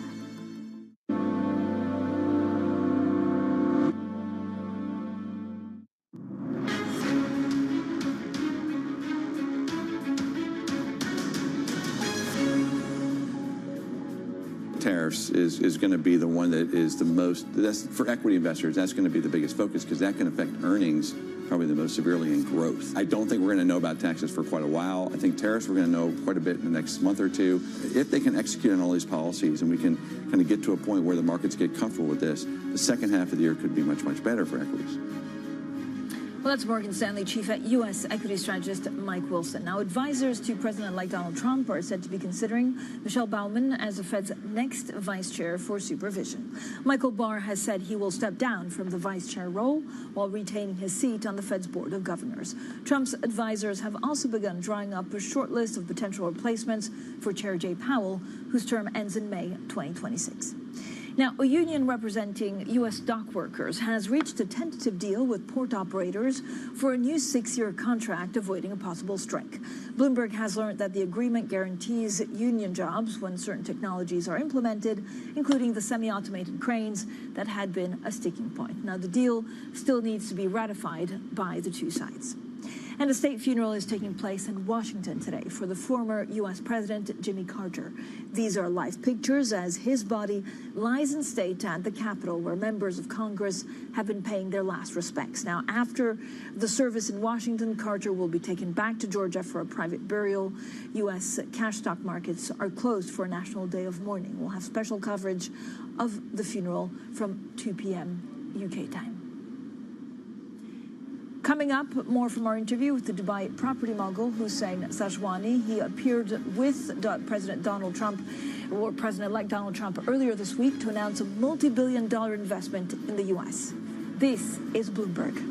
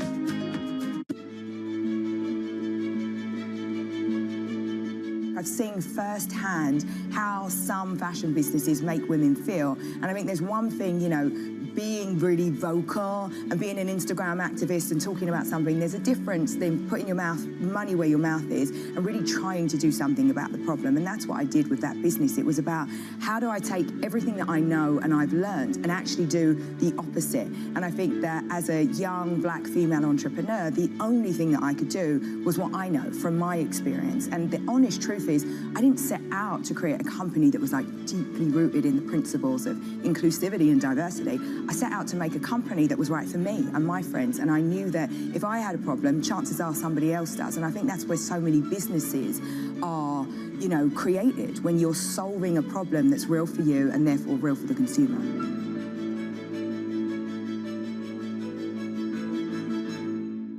Morning, this is Bloomberg Daybreak Europe. I'm Tom McKenzie in London. These are the stories that set your agenda. Taking you from the U.S. market's close to the overnight session in Asia, we'll walk you through what you need to know to kickstart Europe's trading day.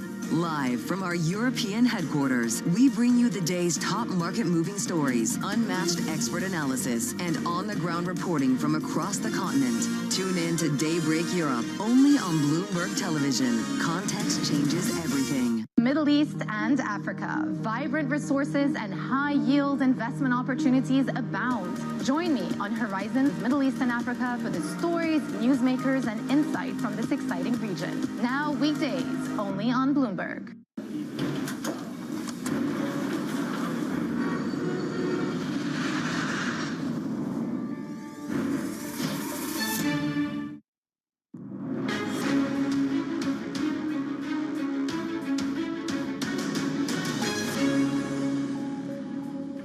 Good morning, everyone, and welcome to The Pulse. I'm Francine Lacqua here in London, and these are your top stories. Los Angeles is plunged into its worst natural disaster in decades as deadly wildfires force more than 100,000 residents to flee. Gilts shake off some of their early losses, and the pound falls to its weakest level against the dollar in over a year amid a broad UK sell-off. Plus, the Biden administration plans another round of curbs on AI chips exports just days before leaving office. Now, President-elect Donald Trump announced on Tuesday that Dubai property group Damac will be investing $20 billion in new U.S. data centers. The company's founder and chairman, Hussein Sajwani, spoke to Bloomberg a short time ago. We hope sometime this year we'll be announcing some acquisitions of lands, and then, of course, we'll follow that design and construction. So there is a lot of work that we have to do to invest the $20 billion. $20 billion, that's a substantial amount of money. How are you funding this deal? Can you provide specific details on where that $20 billion is coming from? As you appreciate, this is an asset-based business. It's an infrastructure.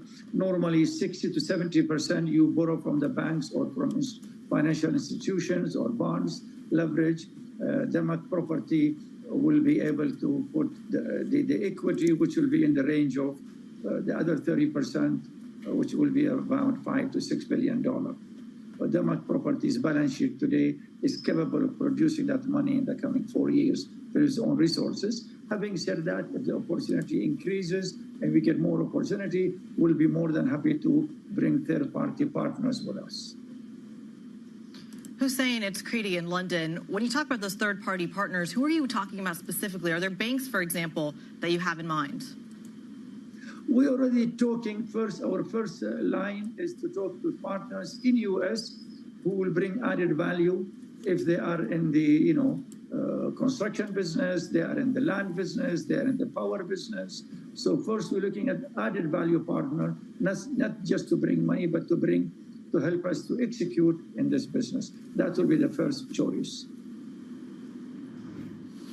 Damac founder and chairman Hussein Sajwani. Now, Trump's veiled threat to use economic force to take over the territory of Greenland from Denmark is drawing a muted reaction from European leaders. Without identifying Trump by name, the German Chancellor Olaf Scholz said he discussed the latest developments with European allies in a phone call on Wednesday. Well, joining us now is Leslie Vinjamuri, director of the U.S. and Americas program at Chatham House, and Bloomberg senior writer Stephanie Baker. So thank you both for joining us. Leslie, first of all, there's been a lot in the that first press conference from Mar-a-Lago, it lasted about 90 minutes, and it was very wide-ranging. At times, it was difficult to understand whether it was policy or it was just, a venting from Donald Trump. So when you listen to a press conference, or as you go into this new administration, what do you look out for? Well, in the press conference, I think one is with Donald Trump always looking to see where is he seeking to change the narrative, to move the needle, and to push the boundaries of what, many people in the policy domain, whether it's domestic or foreign policy, consider to be doable, acceptable. And the big thing, of course, that jumped out on the foreign policy side were the comments on Greenland. Obviously, we've heard the ongoing comments on Canada. And these are obviously norm shifting. If you look at what in Panama, if you look at what Donald Trump is trying to do here, he's trying to get people to rethink the relationship of the U.S. with these countries. He obviously, in the rear view or in the front view mirror, we have, an understanding of the Arctic, of geopolitical competition, of sea lanes. These will, be guiding much of the foreign policy considerations of the next administration. It would have been guiding, a Kamala Harris administration as well, any U.S. leader. But to mix this up with questions of sovereignty, it's a very interesting and, obviously not orthodox style. On the domestic side, I was actually, most struck by last Friday's vote to nominate the Speaker of the House, Johnson, that it didn't go as smoothly. We all know Trump had endorsed that in advance, and it still didn't go through quickly and smoothly. And that, we are all looking to see what will the guardrails be and how much pushback will there be on President Trump's attempt to push through his domestic agenda. We're seeing that his party is not fully united. And, they're going to try to take through an omnibus bill, border security, tax cuts, energy security, energy transition policies, many things in that would be hard for any administration. And we have signs. We're not surprised that the Democrats will push back, but what it is interesting to see that the Republican Party isn't fully united. On the foreign policy side, the question is less who's going to push back at home.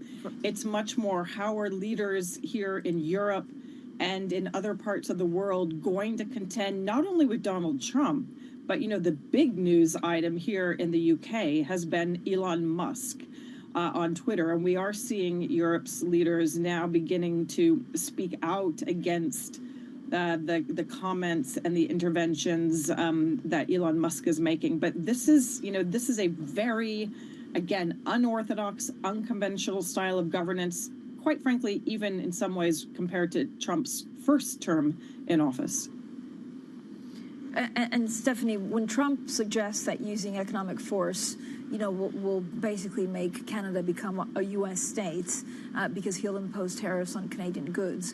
I mean, how should leaders react to it? Because we've seen, for example, pretty strong reactions from Canadian politicians. When he attacks Europe, we've seen a much more muted response. Well, if you look in the case of Canada, it actually sped up the departure of Justin Trudeau. He had been under pressure for many months with falling approval ratings and a disagreement with his finance minister, Chrystia Freeland, who thought that they should respond differently to the threat of Trump tariffs. That ultimately led to his decision to step down. I think in Europe, the reaction, particularly to Elon Musk and his attacks on various leaders, has been muted. They have hit back at him. Macron has, so has Olaf Scholz. I think it poses a unique challenge because he is intervening in European politics in a way that we have not seen before. This is the world's richest man, siding with right-leaning parties, right-wing parties. In particular, today, he's going to be doing this X Spaces event with the leader of Germany's far-right party, the AfD, Alice Weidel, which the EU is going to be watching to see if it violates any EU rules on disinformation. So this is just an extraordinary intervention by the world's richest man. But, Stephanie, I mean, you said the world's richest man. This is, I guess, the concern is that it's unclear whether he's fully aligned with Trump, and so he almost speaks on behalf of the new administration, or he's actually just an advisor. How do you see that relationship? Well, yeah, Trump has been fairly silent, actually, just allowing Musk to do, what he wants, whether or not he's doing it with the implicit kind of approval, or perhaps he may decide to intervene at some point. We don't know, and that is part of the problem. Is Musk has this huge amount of influence because he is so close to Trump, and he provided $250 million to help get him elected. He's basically camped out at Mar-a-Lago. But if you look at Musk's Twitter feed, he's absolutely obsessed, particularly with UK politics, in a way that has not been seen before. Yeah, I was on X yesterday, and I actually couldn't believe, because everything, like 95% of what he's been tweeting over the last week is all about the UK. Leslie, again, how tricky is that for allies? So someone like a country like the UK, but also other allies, how do they deal with the administration, but also how did they deal with Elon Musk, who's a force of its own? Yeah, this is extremely tricky. They're pushing back, but here I think January 20th is a really important mark. It already feels like Donald Trump is in the White House because of his very active signaling on where he's planning to go. But January 20th is, a turning point. He becomes the formal second-term president of the United States of America. And there will be an increased expectation that, certainly by Europe, that Donald Trump either responds to some of the more egregious claims that Elon Musk is making, or that he's aligned. And I think Europeans are, grappling with this. It is, as we've just heard, extremely unconventional. It's unorthodox. And some of the pushback might be through domestic legislation. That obviously could take more time. It's a slower response. My concern, or I guess my question is, President Trump at some point is going to want things from Europe. It's obviously not a relationship of equals, but there are still things that Europe can do for Donald Trump that will be useful. And Elon Musk, at a certain point, that can get in the way. We're already hearing a conversation here about whether the U.S. ambassador should be summoned. That's, obviously a complicated thing before January 20th, since that ambassador is really President Biden's ambassador, Jane Hartley. But once that needle turns and Donald Trump is formally the U.S. president, I think this becomes a much higher stakes conversation. Stephanie, we haven't heard much about Vladimir Putin. No, he's been relatively quiet. I did note in Trump's Paris Match interview after the opening of Notre Dame, he said that reaching an agreement with Russia and Ukraine was a priority, and he actually said it was more difficult than the conflicts in the Middle East, which I thought was significant.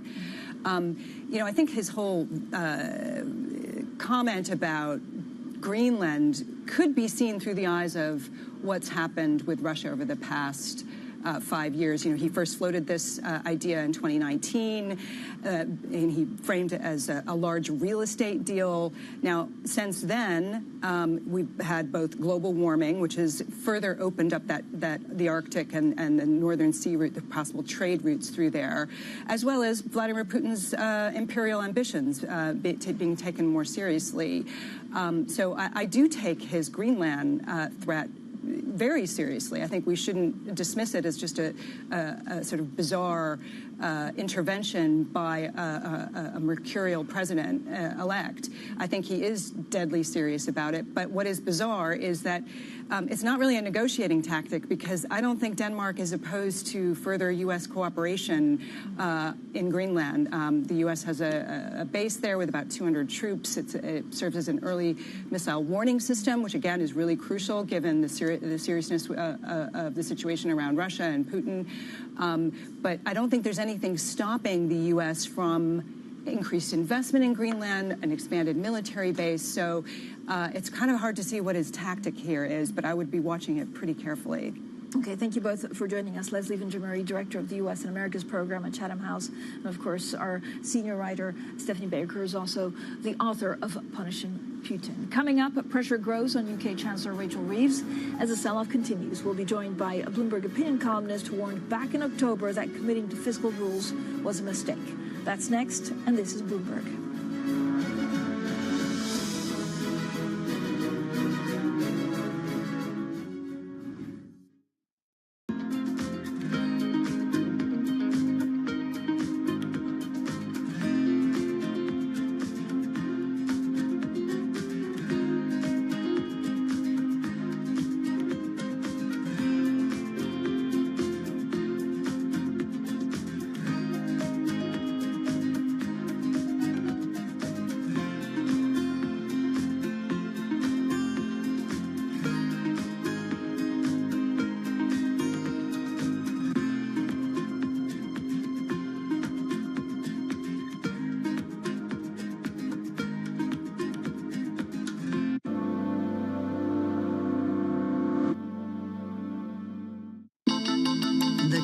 countdown is on. Everything you need to get the edge at the end of the market day. Big tech earnings kick off later this afternoon. Gilead is coming out right now. We have take two numbers. Back to the markets, right? Our bread and butter. NVIDIA is one of the best stories in the tech space. That actually matters a whole lot more. It might shock some of your viewers. You're watching The Close.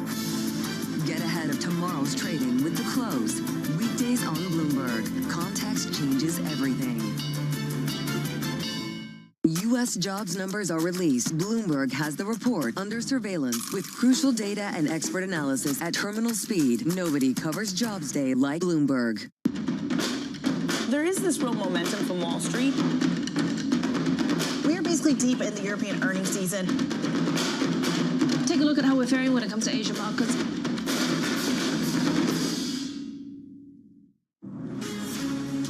From the beating heart of global finance, economics, and politics, and wherever newsmakers are moving markets, Bloomberg brings you conversations that allow for deep discussions and important insights. What do you think the future is for inflation? Is this a new normal? Are markets too optimistic? How do you worry about the things that are outside your control? How does the current fighting completely stop?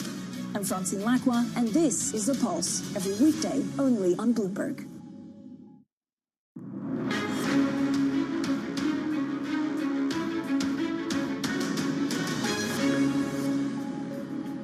Now, the pound has fallen to its lowest level against the dollar in more than a year. Gilt yields continuing to rise after 30-year yields hit their highest since 1998. Now, in a rare intervention, the Treasury has also signaled that if higher borrowing costs wipe out the Chancellor's fiscal headroom, she'll choose to cut public spending rather than raise taxes. Now, here with me now, Anna Andrade from Bloomberg Economics.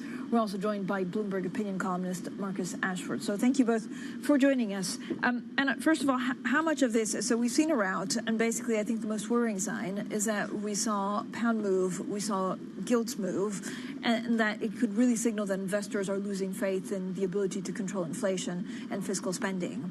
Like, whose fault is this? Yeah, I think that's the important question right now. This has often been compared to the trust moment in 2022. I was thinking about it, and I think there's three reasons why that set it apart. The first one is sort of the scale and speed of the shock. So back in the autumn of 2022, you saw yields rise by 100 basis points in a space of just 4 days. Here, we're not looking at the same scale. The second thing is that at that time, that was very UK specific. It was a reaction triggered by the mini budget, and now it's global. So at least 70%. If you look at the moving yields, I think I'm not wrong, but if you look at the moving yields since before the budget, I think 70% of it is common to the US. So it's a bit of a big global component there that wasn't just there in 2022. And finally, we had sort of an amplifier in 2022, which was the LDI funds crisis, which we just don't see right now. So I think a lot of it's global. I don't think Rachel Reeves is to blame. I think there's a fiscal concern here that obviously she has some responsibility, because back in the autumn budget, she had a choice to make her fiscal plans a bit more resilient and stable, and she left herself only 10 billion of headroom against her target. And that's much lower than 26 billion that historically chancellors have, and that gives rise to situations like this. So in a way, she could have, sort of bulletproofed her fiscal plans a bit more. I mean, this is a massive problem, right, Marcus, is that basically the buffers that the Chancellor has given herself is really razor thin. Yeah, I mean, Anna's and our colleagues have detailed it's just for the debt interest, it's something about around 12 billion or something, which mathematically makes it, we don't know yet until we put the final assessment period in February quite where interest rates will be and yields will be then. So let's not get too pessimistic on that. I think Anna's been slightly generous, if you don't mind, on our Chancellor here. I think it is quite a lot of her responsibility. It's evident there is lack of belief in her economic plan, and the transfer of, should we say, momentum from the private sector to public sector stimulus and the increase in taxes was yet to hit has left investors seriously worried about the UK. So she does bear some responsibility of it, and it's notable in the last few days that this sell-off has been much more noticeable again in the UK than it has in the US. So there are some consequences of this, and I think my point is very strongly, I think, is the Bank of England has also got some responsibility here, because the liquidity that the hedge funds in particular are able to access via the gilt repo, much more accelerated and generous system, which allows a lot of liquidity in the system, is now being used against the UK, potentially in a way which we could see who was doing what, where, and how. It would make for much better oversight, and I think that's something that the Bank of England itself needs to look at quite closely.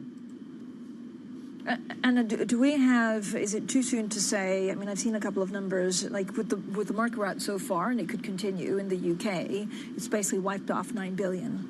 So that kind of gets away, rid of all of her buffers.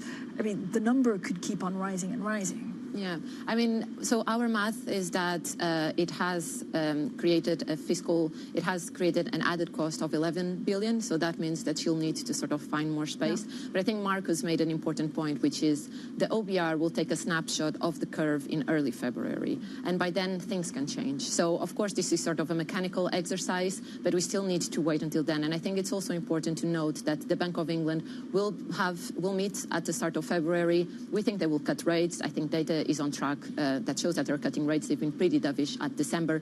And honestly, last year, across all their meetings, they've sort of surprised on the dovish side. So it's possible that if in February they do it again, then, the curve shifts and the problem isn't as big. But going back to my earlier point, I think such a small margin of headroom and of policy room, that this situation is bound to happen and again and again. And she has limited options, right?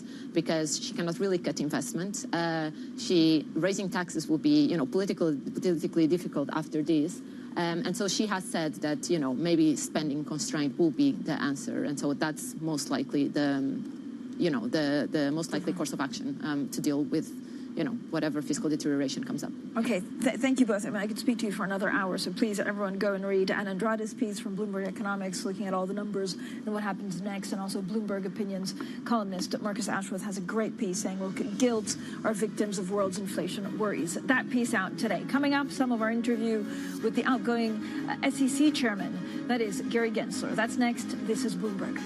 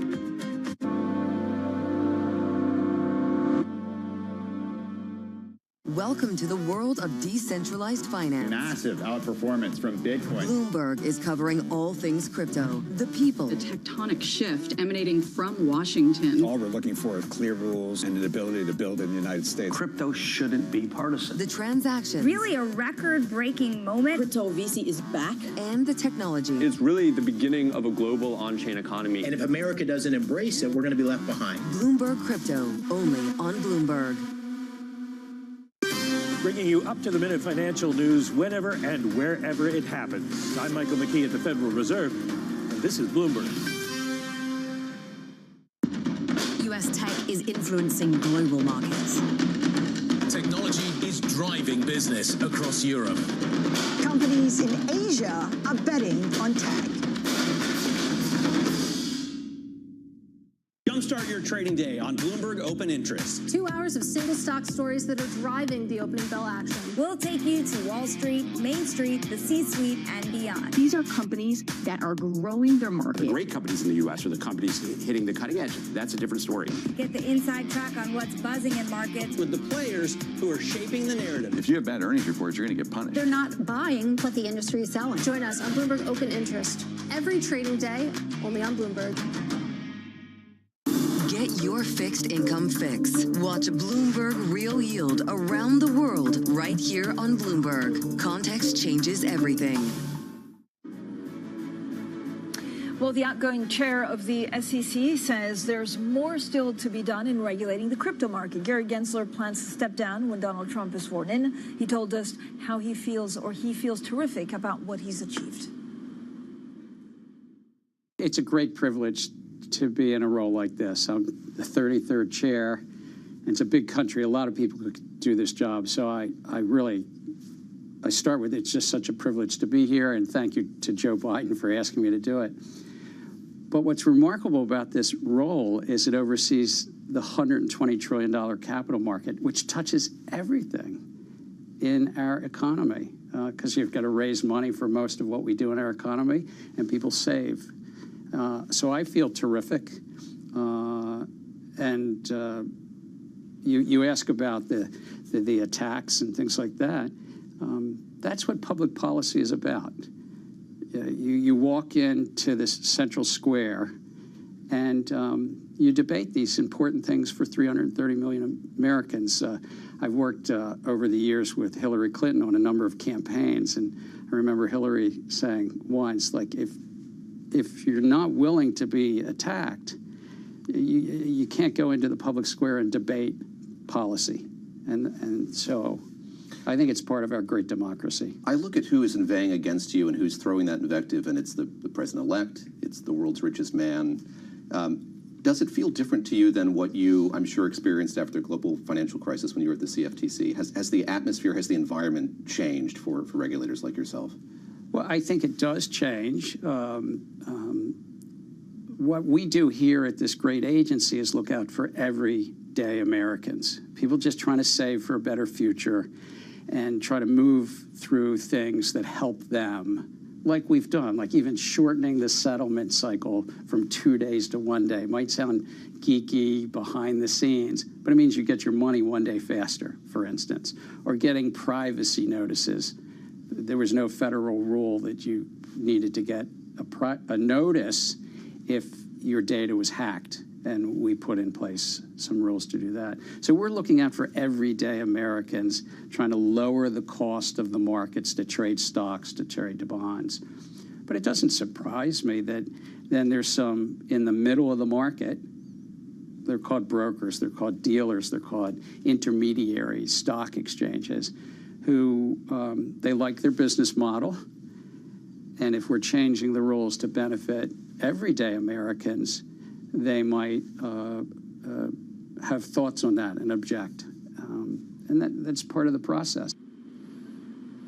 Well, that's the outgoing chair of the U.S. Securities and Exchange Commission, Gary Gensler, speaking with Bloomberg's David Gura. Now, we're really keeping an eye on what's happening with the UK market turmoil. A lot going on. Look, I think the main question now is what stops the pain, both for sterling but also for gilts. Up next, Bloomberg Brief, Danny Berger and Manus Cranny in New York.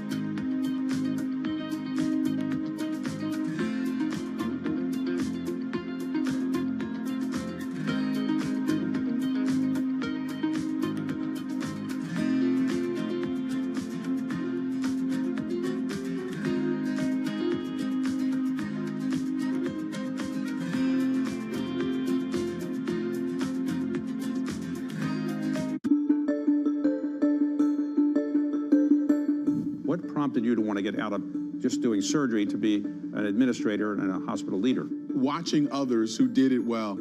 I had a dean who recruited me from Birmingham, Alabama to Minneapolis, Minnesota, which is a big jump to convince me to move my family. I realized over time that my training as a surgeon brought a set of credible things to the table. One, if surgeons have a measure of emotional intelligence, not much of our training reinforces that. It reinforces skill, not necessarily emotional intelligence. But if a surgeon has some self-awareness and emotional intelligence, what they bring to the table of leadership are three fundamental things. Number one, they do everything in teams. Their operations, their patients they see is all team focused. Number two, they value process, but they hold themselves very much accountable to execution. They understand that it's good to explore a patient, but what really matters is that you take the tumor out. And then number three, they make difficult decisions on incomplete information. Those things I realized that I could bring to the table as a leader if I had a sort of a passion for working with people and had some sense of self-awareness.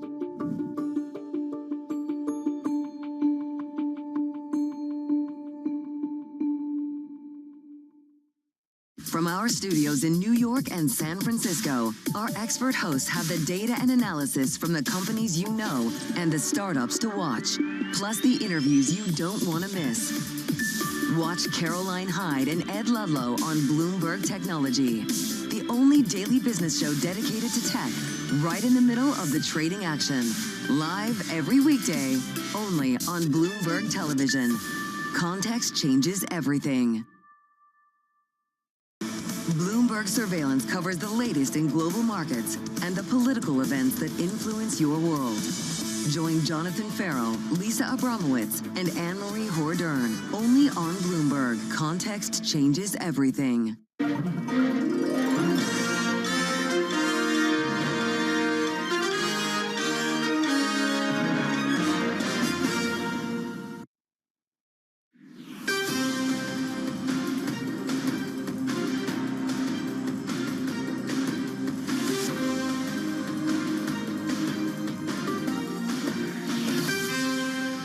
Good morning from our global headquarters in New York. I'm Manus Granny alongside Danny Berger. Welcome to Bloomberg Brief. Let's set your agenda. A global bond market rout. UK yields spike again, breaking through the highest level since 2008. The final push by President Biden, fresh export curbs on NVIDIA and the chip industry days before his departure.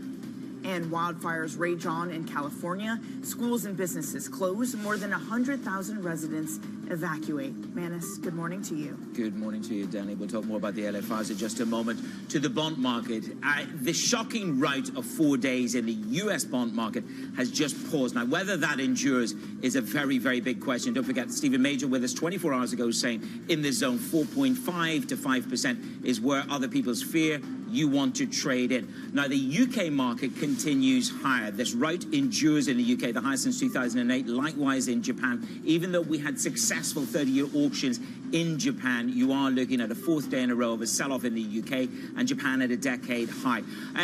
The question for these bond markets is really what stops the bleed in the UK is a fiscal and Bank of England response, and here in the US, well, perhaps it's a weak non-farm payrolls. Roll it over. The cash market is closed. We're showing you the futures. Obviously, today it is the funeral of President Jimmy Carter. But really, these stocks are sort of trying to holding out for the hero that is perhaps a Goldilocks non-farm payroll, Danny. That is one thing that's out there. But futures are lower this morning. Of course, we'll talk more about the chip story in just a moment. And just a reminder, it is the National Day of Mourning for the late President Jimmy Carter. So that means for your trading purposes, U.S. stock markets will be closed. Futures will close early at 9:30 a.m. Eastern. Treasury markets, they are open, but they have an early close at 2 p.m. Markets are still moving, and we will talk through the moves with Suman Wahi of Man Group later in the hour. Marvin Lowe of State Street joins us to talk all things in these bond markets. Danny.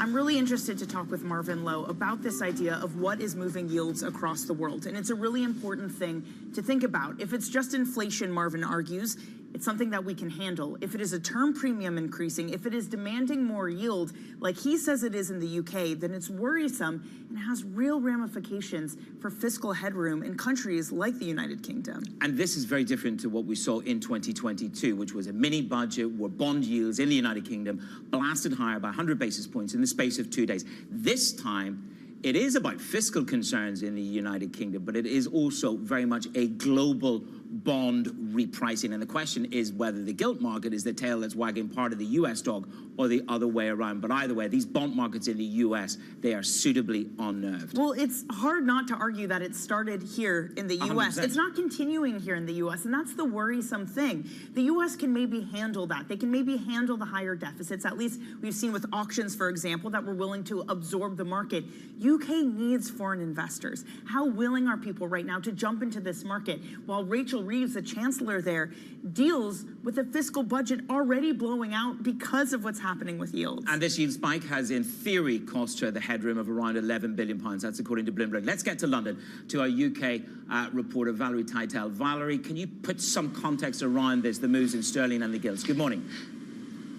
Well, look, Manus, I'll start with the good news, is that at the open, the picture in the gilt market looked a lot worse. Those 30-year gilts opened nearly 11 basis points higher. We are now off those levels. That is the good news. The bad news is that these yields are still higher, and with it, that government's UK fiscal headroom is almost certainly eroded. The picture is also looking negative when it comes to the FX space. Another hit to the pound, and we've seen a flurry of downside options bought by traders who think out there that this move might have legs, and perhaps this is just the beginning for the UK. Put these two things together, and we are having flashbacks to the Truss era move where we saw that massive spike in gilt yields. Now, remember, back in 2022, we had an over 100 basis point move in the 30-year yield in just a few days. So we have not yet got to those levels, but we are sure drawing those conclusions as the market does question the UK's fiscal discipline. Yep, it's certainly a moment of truth for the UK. Valerie, thanks so much. Bloomberg's Valerie Teitel. U.S. Treasuries, on the other hand, it is something different there. The sell-off is taking a breather ahead of an early close. Yields are lower by 1 basis point for the 10-year yield. Joining us now is Ven Ram of Bloomberg's MLive team. Ven, at the moment, even if the quake started in the U.S., it is more calm at the moment. Can the U.S. stay immune to some of the quakes now happening elsewhere in the world? I think that the U.S. is going to kind of operate on its own dynamics, but it's a slow burn from here, Danny, because if you look at the 10-year yield in the U.S., we have done about 100 basis points since the middle of September when the market started thinking maybe this is the Trump trade. We need to bring in the Trump trade. So we have done 100 basis points. We'll probably have another 20, 25 basis points to go based on what the implied volatility in rates markets are signaling. So I think that we've got 20, 25 basis points to go over the next 10, 15 days. That's still a lot of velocity if you look at the space within which those moves have happened. Now, the potential inflection point will come around Inauguration Day. Should there be an announcement about universal tariffs, that has the potential to roil the treasuries even higher, treasury yields even higher. But if there is no major announcement, or at least an announcement that is much less subdued than what the markets fear, then I think that treasury yields will come off those levels. So I think that, net, where does that leave us? That leaves us with an upside on the treasury yield of around 495, 497 on the 10-year yield, and perhaps a lot of downside after that, depending on the announcement. Ven, good morning to you. It's interesting you talk obviously about January the 20th. The Fed in the minutes yesterday saying they'd placed, a number of them had placed placeholder assumptions in terms of what may come. I thought it was interesting, Chris Waller talking about lower inflation. If, as I expect, tariffs do not have a significant and persistent effect on inflation, they are unlikely to affect my view of appropriate monetary policy. And this is the crux of it. It's whether it's tactical tariffs or something more enduring and inflationary. Well, I think that, there's the question of tariffs, and opinion is split. As you mentioned, Christopher Waller takes that opinion. But, opinion is not, the jury is out on what that will mean for inflation. And let's not also forget, it's not just about tariffs, it's also about the potential for tax cuts. It's not clear if there will be tax cuts and whether the House will, whether Congress will pass any such legislation. So there is a lot of uncertainty here, and it's that uncertainty premium that treasuries are reflecting at the moment. So, on the dot plot itself, you mentioned Christopher Waller, but if you look at the dot plot showed a number of participants penciling in a higher Fed funds rate, materially a higher Fed funds rate for the end of 2025 than they had penciled in back in September. So that speaks to the concerns across the Fed and not just one person. Well, it's the opposite of the Greenspan conundrum. This time around, they're cutting, yet yields are moving higher. And it's not good for anyone, Van. Obviously not good for Treasury investors, not good for equity investors as they worry with the threshold that things are up for them, not good for people looking at potentially higher mortgages, and the government that needs to worry about their spending. So to what degree do we need to see a Fed that starts to react not to just some hypothetical of what happens to tariffs and inflation down the line, but the here and the now of what's happening with yields moving against them and a market that's run away from them? Absolutely, and you make a great point, Danny. Look, I mean, the Fed is going to be data dependent for the short term because no one knows exactly how any of these announcements are going to ripple through to the markets. So I think that they're going to be far more data dependent. And what is a valuable cue for them is the idea of the neutral rate. The Fed has penciled in an implicit neutral rate real neutral rate, mind you, of 1%. So if you take core PCE that's hovering around 280, closer to 3 at any rate rather than 2, then you're talking about a real restrictive rate of 4% plus. And so the headroom for the Fed to cut rates from here is not very much. So which is why they're going to be walking very carefully here, and they are acutely mindful that the real neutral rate has probably shifted higher in this cycle. Well, certainly the cost of servicing this debt is something that even President-elect noted in his press conference the other day. Ben, thank you very much. Ven Ram putting context around these bond market moves from the MLive team. There are other stories trending on your Bloomberg terminal. Let's get you up to speed. The Biden administration planning new restrictions on NVIDIA AI chip exports just days before leaving office. It's the final push to keep advanced technologies out of the hands of China and Russia. The regulations would create 3 tiers of chip curbs. That's according to people familiar with the matter. A U.S. dock workers union has reached a tentative agreement on a new labor contract that, if ratified, would avoid a shutdown of the East and Gulf Coast ports next week. The new agreement would guarantee union jobs when certain technologies are implemented. Those include the automated cranes that had been a public focal point of the debates. Los Angeles is fighting its worst natural disaster in decades. Wildfires driven by hurricane-strength wind gusts tore through prosperous neighborhoods, killing at least 5 people and forcing 100,000 residents to evacuate. President Biden has cancelled his trip to Italy to help monitor the response to the fires. Coming up, we speak to Sumant Wahi of Man Group on the real impact that AI is having on the economy. That's in just a moment on Bloomberg.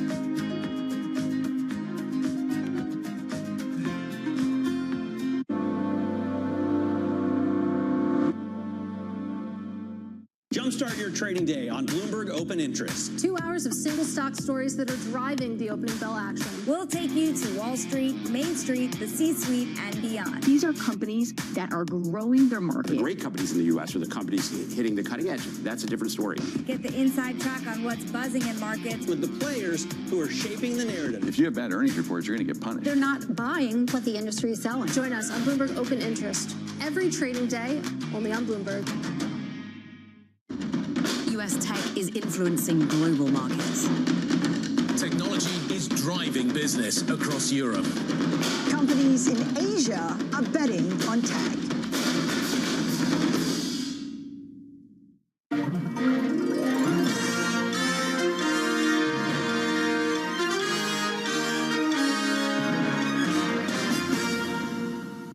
Welcome to the world of decentralized finance. Massive outperformance from Bitcoin. Bloomberg is covering all things crypto, the people. The tectonic shift emanating from Washington. All we're looking for is clear rules and an ability to build in the United States. Crypto shouldn't be partisan. The transactions. Really a record-breaking moment. Crypto VC is back. And the technology. It's really the beginning of a global on-chain economy. And if America doesn't embrace it, we're going to be left behind. Bloomberg Crypto, only on Bloomberg.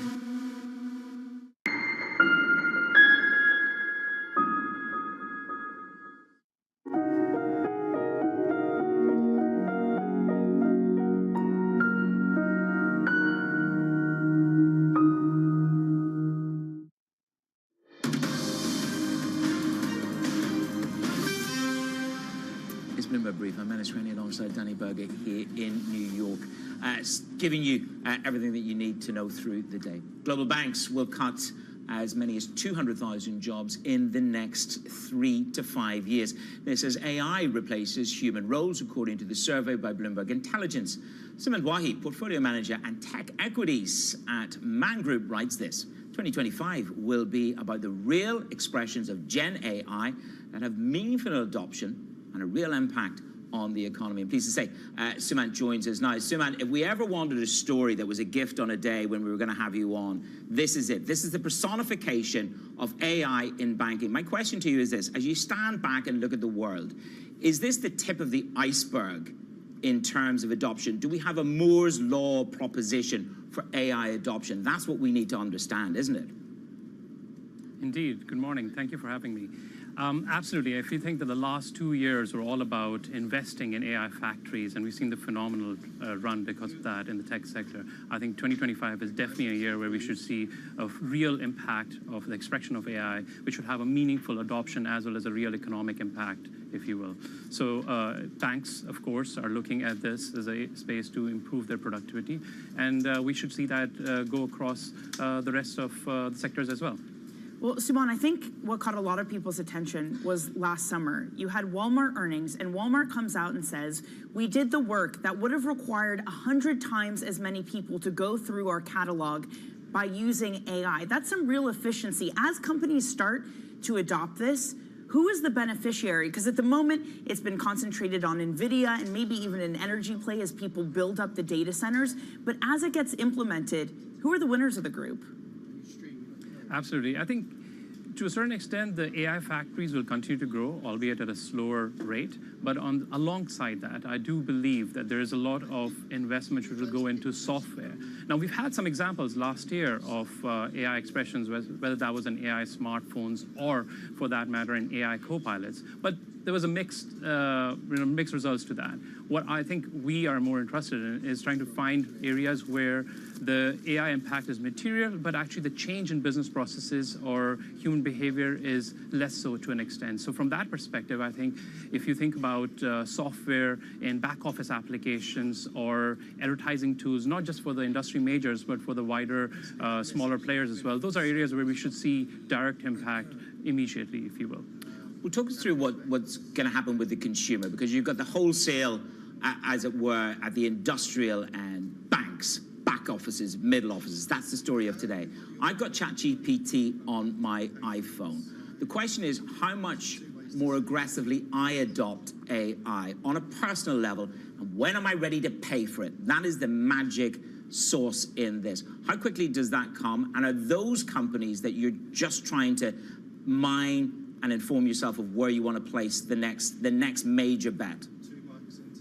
Absolutely. So I think if you actually think about that, last year when we did have some AI expressions, what was interesting is that wherever you required a change in human behavior or business process change, that was slow to change. And I think we should look at companies, especially in the software space, as well as in sort of chips beyond the data center vendors, who actually would allow for these AI expressions without a significant change in human behavior. I think that's how you actually benefit from it, and those are the chips, those are the players you should be investing in, accordingly. Sumant, already in 2025 and to end last year, the other big change that we saw among these tech firms was trying to right-size themselves to be prepared for a Trump administration. Meta has been maybe the poster child of this, putting executives up who have close ties to Republicans, changing their fact-checking to be one of Community Notes, more like X, everyone hoping to be like Elon Musk, the first buddy of the United States. When analyzing individual tech companies, how important is it to you that they have some strategy to deal with a Republican administration, that they move themselves in a way to kind of avoid maybe the ire or the spotlight of Donald Trump? I think what the last 10 years have taught the tech companies is that you can't just be focused on technology. You need to be aware of what's happening with pop culture and what's happening in terms of a political landscape. Social media companies are no different from that perspective. But I do believe that some of these changes are also another form of expression of AI, because where you can actually use AI for fact-checking rather than humans, I think that can also be a strong way of demonstrating that. But to that point, that does help with the margins as well. Who's better insulated? And I'm sort of almost asking and answering my own question. I look at the U.S. activity at board level in terms of connectivity to this administration, the incoming administration. The U.S. tech is just bigger and more insulated relative to the European peers, isn't it? It is, and it isn't as well. I mean, you mentioned tariff earlier in your program, and I think one of the things which I find interesting from that perspective is that a lot of attention has been made on the U.S.-China tariffs and the implications of that, but not enough discussion is done on what European bloc or what EU does in this scenario. As the European experts see increasing unilateral tariffs, it is a reasonable scenario to assume that the EU bloc takes a more neutral stance towards China. If you look back in history in the 1960s, when US and Japan were at the peak of their competition, the Japanese conglomerates invested heavily into Europe. It is not far to imagine that Chinese companies could do the same. Already, Chinese companies have manufacturing in EVs and batteries technologies in Europe, and they are major partners to the European players. So I think if we consider this scenario, and we definitely are in our investment, we do believe that there could be significant implications and winners and losers within Europe at the back of these policy changes. Hey, Simon, just really quickly here, because in addition to that, it's not just the tariff difference and the opening up to China that Europe makes a difference. It's also increased regulation. And again, using Meta as an example of this, they removed their third-party fact checkers for the US, but not for Europe because of European regulation. If you have increasingly divergent US and European rules for tech companies, what does that mean for the sector? These are global companies with a global audience. They need to be focused on the local regulatory requirements. So I think from that perspective, I mean, European regulations and policymakers have been relatively focused on privacy and misinformation, and that's something which where the social media companies have to work accordingly. I think that's just the nature of the law of the land. Sumant, really great to catch up with you this morning. Thanks for joining us. Sumant Wahi of Man Group. Coming up, a rare gathering of commanders-in-chief to remember and commemorate the life of the late President Jimmy Carter. You're looking at live pictures of Jimmy Carter laying in state. The public visitation hour ends at 7 a.m., so you can see people there early, getting there to see the remains of the former president. We will leave you with these pictures.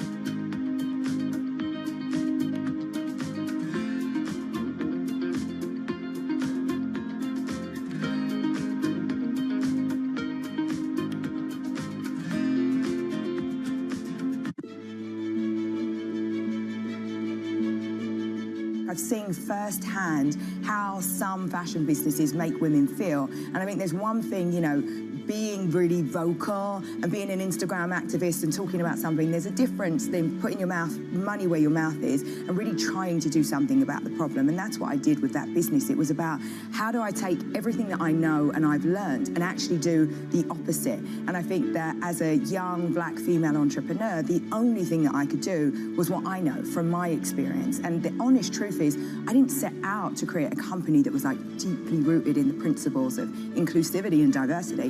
I set out to make a company that was right for me and my friends, and I knew that if I had a problem, chances are somebody else does. And I think that's where so many businesses are, you know, created, when you're solving a problem that's real for you and therefore real for the consumer.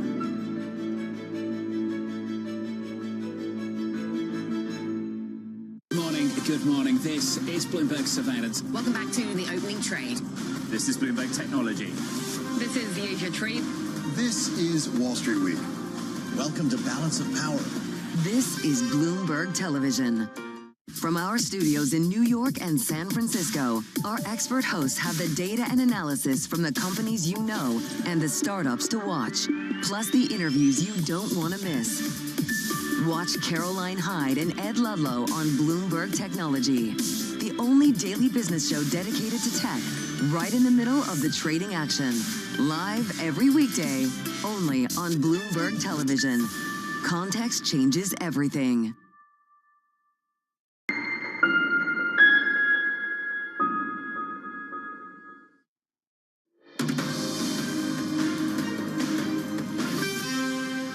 It's your Bloomberg Brief. Danny Berger and Manish Cranny in New York. Time now for our front page news. What's making headlines around the world? First up on the Bloomberg, China's consumer inflation rate has slowed to 0.1% in December. That is a fourth straight month of declines. That weak inflation reading suggests that the economy is stuck in a low gear. So while bond yields are going up everywhere, they are falling in China. Policymakers may need to deliver further stimulus measures in order to fight off the deflation risks. Next up, the Wall Street Journal leads with Blackstone investing in, you got it, AI for the data company at a valuation of $5 billion. It's investing $300 million in DDN, which helps organizations more efficiently store, analyze large amounts of data. DDN plans to use the investment to sharply expand its AI data company's business customer base. And the Associated Press starts with this, that the former president, Jimmy Carter, will be honored in Washington, D.C. today. All of Carter's living successors are expected to attend the funeral, which happens at the Washington National Cathedral, and that will include President-elect Donald Trump. He will also have a second service and burial in his hometown of Plains, Georgia. So you're looking at live pictures now. We take you to Washington. Long lines, Danny, of mourners waiting for several hours. It's pretty amazing to watch. It's very reminiscent of the UK. When the Queen passed away, it has that kind of gravity and majesty. Filing past the president's coffin there. Of course, he is the 39th president of the United States of America. Just to take you through the timeline, so the public visitation hour ends at 7 a.m., which is part of the reason you've seen these lines. The funeral will take place from 10 a.m. to 11:15 a.m. We will have special coverage of that here on Bloomberg TV. Then his body and his family will be flown to his hometown of Plains, Georgia. That private funeral happens at around 3 p.m. Congress also came together yesterday, Manis, to honor this man's life and memory. They did indeed. And President Joe Biden will deliver the eulogy today as part of that service.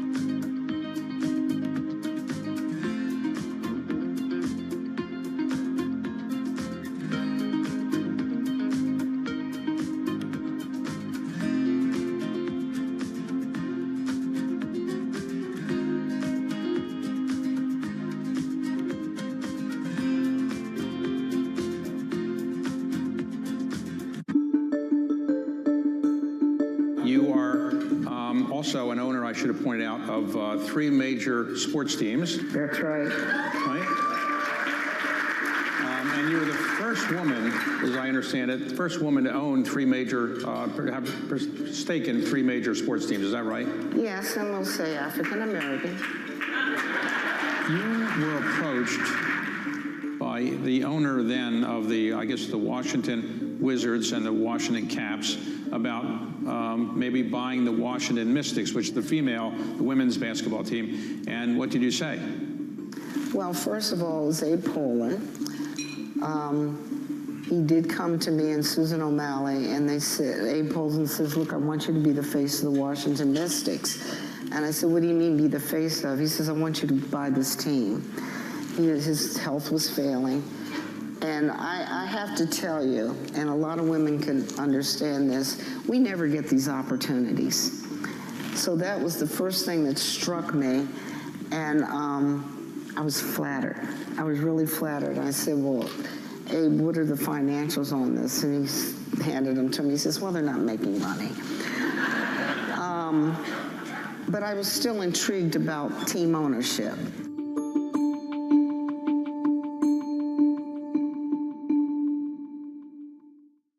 Bloomberg brings you breaking news 24 hours a day, powered by 2,900 journalists and analysts in more than 120 countries across the globe. Bloomberg Television. Context changes everything. Get your fixed income fix. Watch Bloomberg Real Yield around the world right here on Bloomberg. Context changes everything.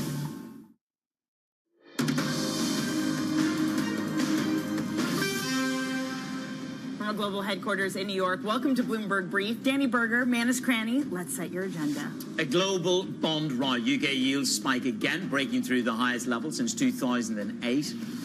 The final push by President Biden. Fresh export curbs on Nvidia and the chip industry days before his departure. And wildfires rage in California. Schools and businesses close. More than 100,000 residents are called to evacuate. Our heart goes out to all the families there in California. Now, meanwhile, it is a bond market that we must ask the question, where do we crack 5% first? It is a reprieve, a rare reprieve, since yields have been moving higher for 4 straight days. For the 2-year, 10-year across the curve, lower by more than 1 basis point. It is, however, notably not a reprieve for the UK market, for the European market. Yields there calmer than they were this morning, but we are still at 4.8%, the highest 10-year yield since 2008. Meanwhile, equities, those will not be trading, at least the cash market will not be trading today, as the funeral of the former late president, Jimmy Carter, takes place. Equities, though, your future session, again, not looking horrible considering what bond markets have been doing. We are slightly weaker, being led by tech, down 0.2%. I should say the bond market will also close early at 2 p.m. It is an equity market and a U.S. Treasury market, though, Manus, that at the moment seems like it is immune from the worst of what's happening around the rest of the world, which there is some irony there, because you could argue that the sell-off internationally happened because of the push higher in the U.S., because of this realization that inflation is more sticky, but the ramifications are maybe more painful for places like the UK. Well, the debate becomes, as Stephen Major 24 hours ago on this show said, stop obsessing about inflation. This is about a move in the real yield and about a dissipation in terms of what the Fed is doing. Where other people's fear 4.6, 4.7, 4.8 and 5%, that's where he says you step in and you buy. Although he can't find any bond bulls anywhere around him. And he said that lopsided market is critically important to understand as well. If you want to look for a bond bull, you have to talk to Stephen Major. That's literally it. That's why he can't find anyone else, because he is the only the last man standing at the moment. Well, let me show you what the 10-year yield has looked like in the UK, because it's just been moving up every single day this week so far, now higher by 24 basis points. State Street's Marvin Lowe is excellent on this, writing, quote, higher yields are leaving a trail of casualties globally, although we find the differences between what is driving higher yields important for investors to analyze. While far from the meltdown of late 2022, it does show a degree of fragility that is idiosyncratic to the UK. Marvin, I'm pleased to say, joins us now, senior global macro strategist at State Street. Marvin, what do you make of the reasons behind the move higher in yields and why it looks more dangerous and idiosyncratic in the UK? Yeah, I mean, you know what? This is, to a certain degree, very different than what we experienced in 2022. So I want to start by that. There were structural issues in the gilts market that really fueled the volatility that we saw a few years ago. This time around, it's just bond folks doing what bond folks are supposed to do, and that's really looking at whether or not the obligor, in this instance the UK government, has the ability to pay debt, and we're getting compensated for that risk. Straight out, there's a lot of fiscal issues. Those fiscal issues have really developed over the last 5 to 10 years in terms of some of the Brexit votes and the more isolated aspect of the UK economy, but one where higher yields globally really is asking investors the questions of whether or not that sustainability is something that not only the UK, but other governments and really, everyone who borrows debt is able to service. Marvin, good morning to you. Let's just extrapolate a little bit further. The UK had a mini budget in 2022 that was a long-end insurance company and gilt market dislocation. Yes. This is structurally different. Sterling is down, but on a broad basis, it's nowhere near the nadir that we saw in 2022. So what stops this spiral in gilts and sterling? What stops this vortex turning on itself? Yeah, you know what? This is really the markets forcing the behavior that they want to see, and it's something that we should be asking ourselves across all of the fixed income markets that we invest in. And really, it's a question that we should always be asking within the fixed income markets. It's now up to the government to address the problems that the market is bringing to the forefront. The mini budget that was put out has very, very little headroom. It includes both spending as well as tax implications of it. And that balance is so fragile that the increase in yields that we saw globally really erodes that small window. They need a bigger window. They need to address it. And, really until they do, it's open season for bond investors to continue to show that degree of concern. And the way we do it is by voting to leave that market. The UK Budget Office, though, the UK Treasury there, has been very clear, Marvin. They released a statement saying that we are going to abide by our fiscal rules. The U.S., on the other hand, you have Republicans in Congress still talking about extending tax cuts. You have Trump talking about one big, beautiful bill. He still wants to do things like remove the tax on tips and talking about tariffs be the thing that saves us or more growth be the thing that saves us. That doesn't seem, to your point, Marvin, like an American government that wants to rein in spending at this moment. Yeah, the weaponization of the deficit has really, in the U.S. in particular, has been a concern of mine for quite some time. Not to jump on the soapbox again, but you're kind of setting that soapbox up for myself. The debt sustainability issue is something that we've been concerned about for quite some time, and ultimately we're not necessarily that surprised that we see U.S. yields where they are. So the market is already starting to facilitate those concerns. For sure, this increase in real yield, while inflation expectations remain fairly well contained. Certainly they're going up, but not to the degree that one would expect given how volatile yields have been, is a pushback against everything that we're seeing in Washington. The U.S. has a lot more levers. The reserve currency, the dollar, the fact that treasuries are held so widely around the world does give us many more avenues to explore, if you will. But ultimately, I do think that the market is going to get to a point where, you know what? We have so much debt, and you've got to at least give us an idea that you're taking this fiscal situation more seriously. Well, here's the issue. You said it's an open window for bond traders, bond bears, not necessarily the vigilantes yet. What is the kind of capitulation level for you, Marvin, in terms of the extension of the LCJA, the tax cuts from 2017, plus, as Danny just said? Is there some kind of number from a fiscal point of view that really pushes this bond market up and over the 5% hill? Yeah, I mean, if we take a lot of the fiscal proposals that are on the table, you potentially could have a debt to GDP ramp that gets you towards 10%. No, I'm sorry. You get a fiscal deficit that gets to 10% of GDP. I think if we start talking about those types of numbers, investors are really going to question whether or not they're willing to buy the longer end of the U.S. curve. And kind of this curve steepening, which really has characterized the challenges in the U.S. debt market, is one where we start looking at, 2s, 10s that are somewhere in the 50 basis point range now, go into the 100+ basis point range. That becomes unsustainable, and it really does have knock-on effects, not only beyond the Treasury market and the U.S. markets, but really globally, because it will pull yields higher around the world. If we have a moment like that, Marvin, you were just discussing that the state of the UK market structurally is in a better shape with no fear from the pensions blowing up like they did in 2022.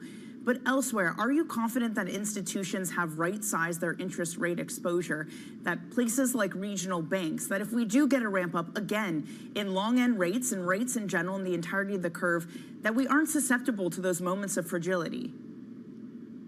No, the fragility definitely is something that one needs to watch. So far, and we do look at this on a daily basis. Funding and kind of the structure of the market still looks relatively solid, but for sure, the knock-on effects of these kind of black swan type events are one that you're always on the lookout for, and ultimately you don't know about it. But so far, it does look like there's some stability, and we've taken care of some of those concerns. But for sure, I think the smaller banks that have exposure to treasuries and maybe not have as much wherewithal to really do the hedging that the larger banks have taken upon over the last couple of years still remain a bigger concern kind of within that discussion.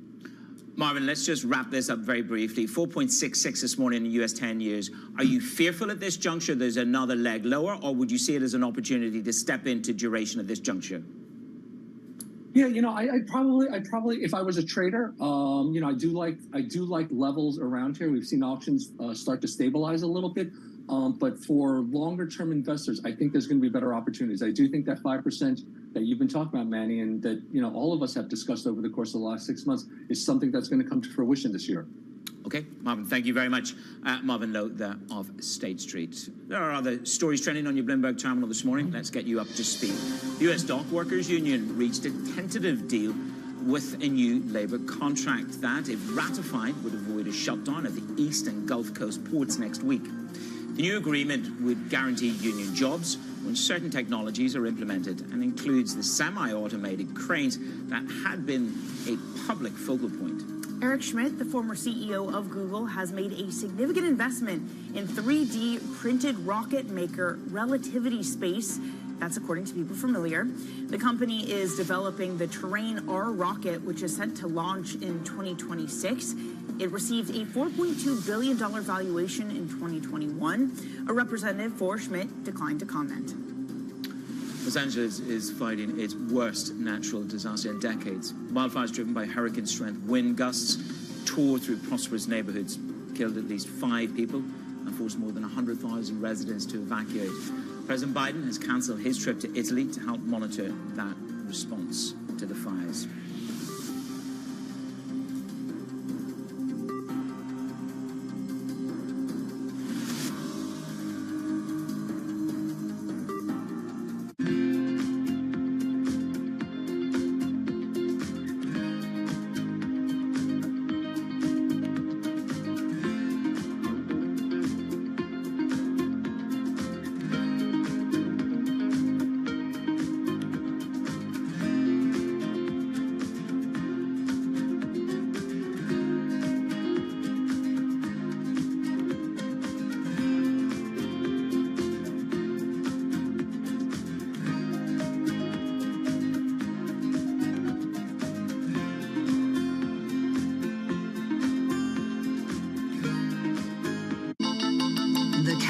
Is on. Everything you need to get the edge at the end of the market day.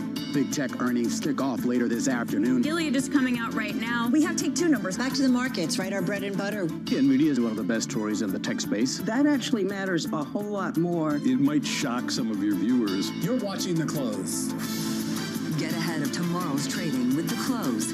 Weekdays on Bloomberg. Context changes everything.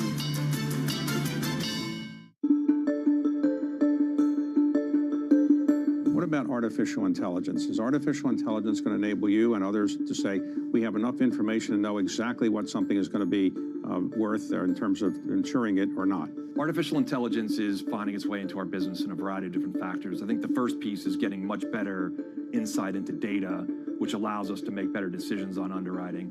It's also a great opportunity to service business better in terms of like call centers and different ways of what's using robotics and other AI will be very helpful. But it is an emerging practice within the industry and one that is evolving very quickly. So it's also going to present risks that other companies, how they use it and how they use large language models and making sure the decision making is very sound. So it's complicated, but it definitely is benefiting the business today.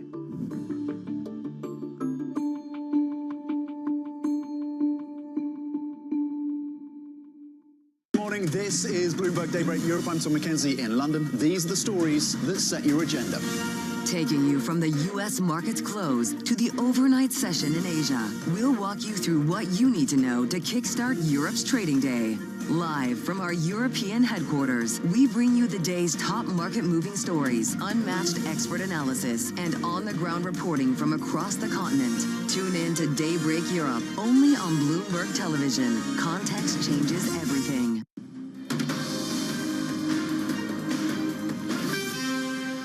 It is Bloomberg Brief. I'm Manish Graney alongside Danny Berger in New York. 11 days until President Biden vacates the White House, and he's making one final push on AI with additional export restrictions. This is on chips from firms including NVIDIA and AMD. That is according to Bloomberg sources. NVIDIA is objecting, of course, to the proposals in a statement writing this.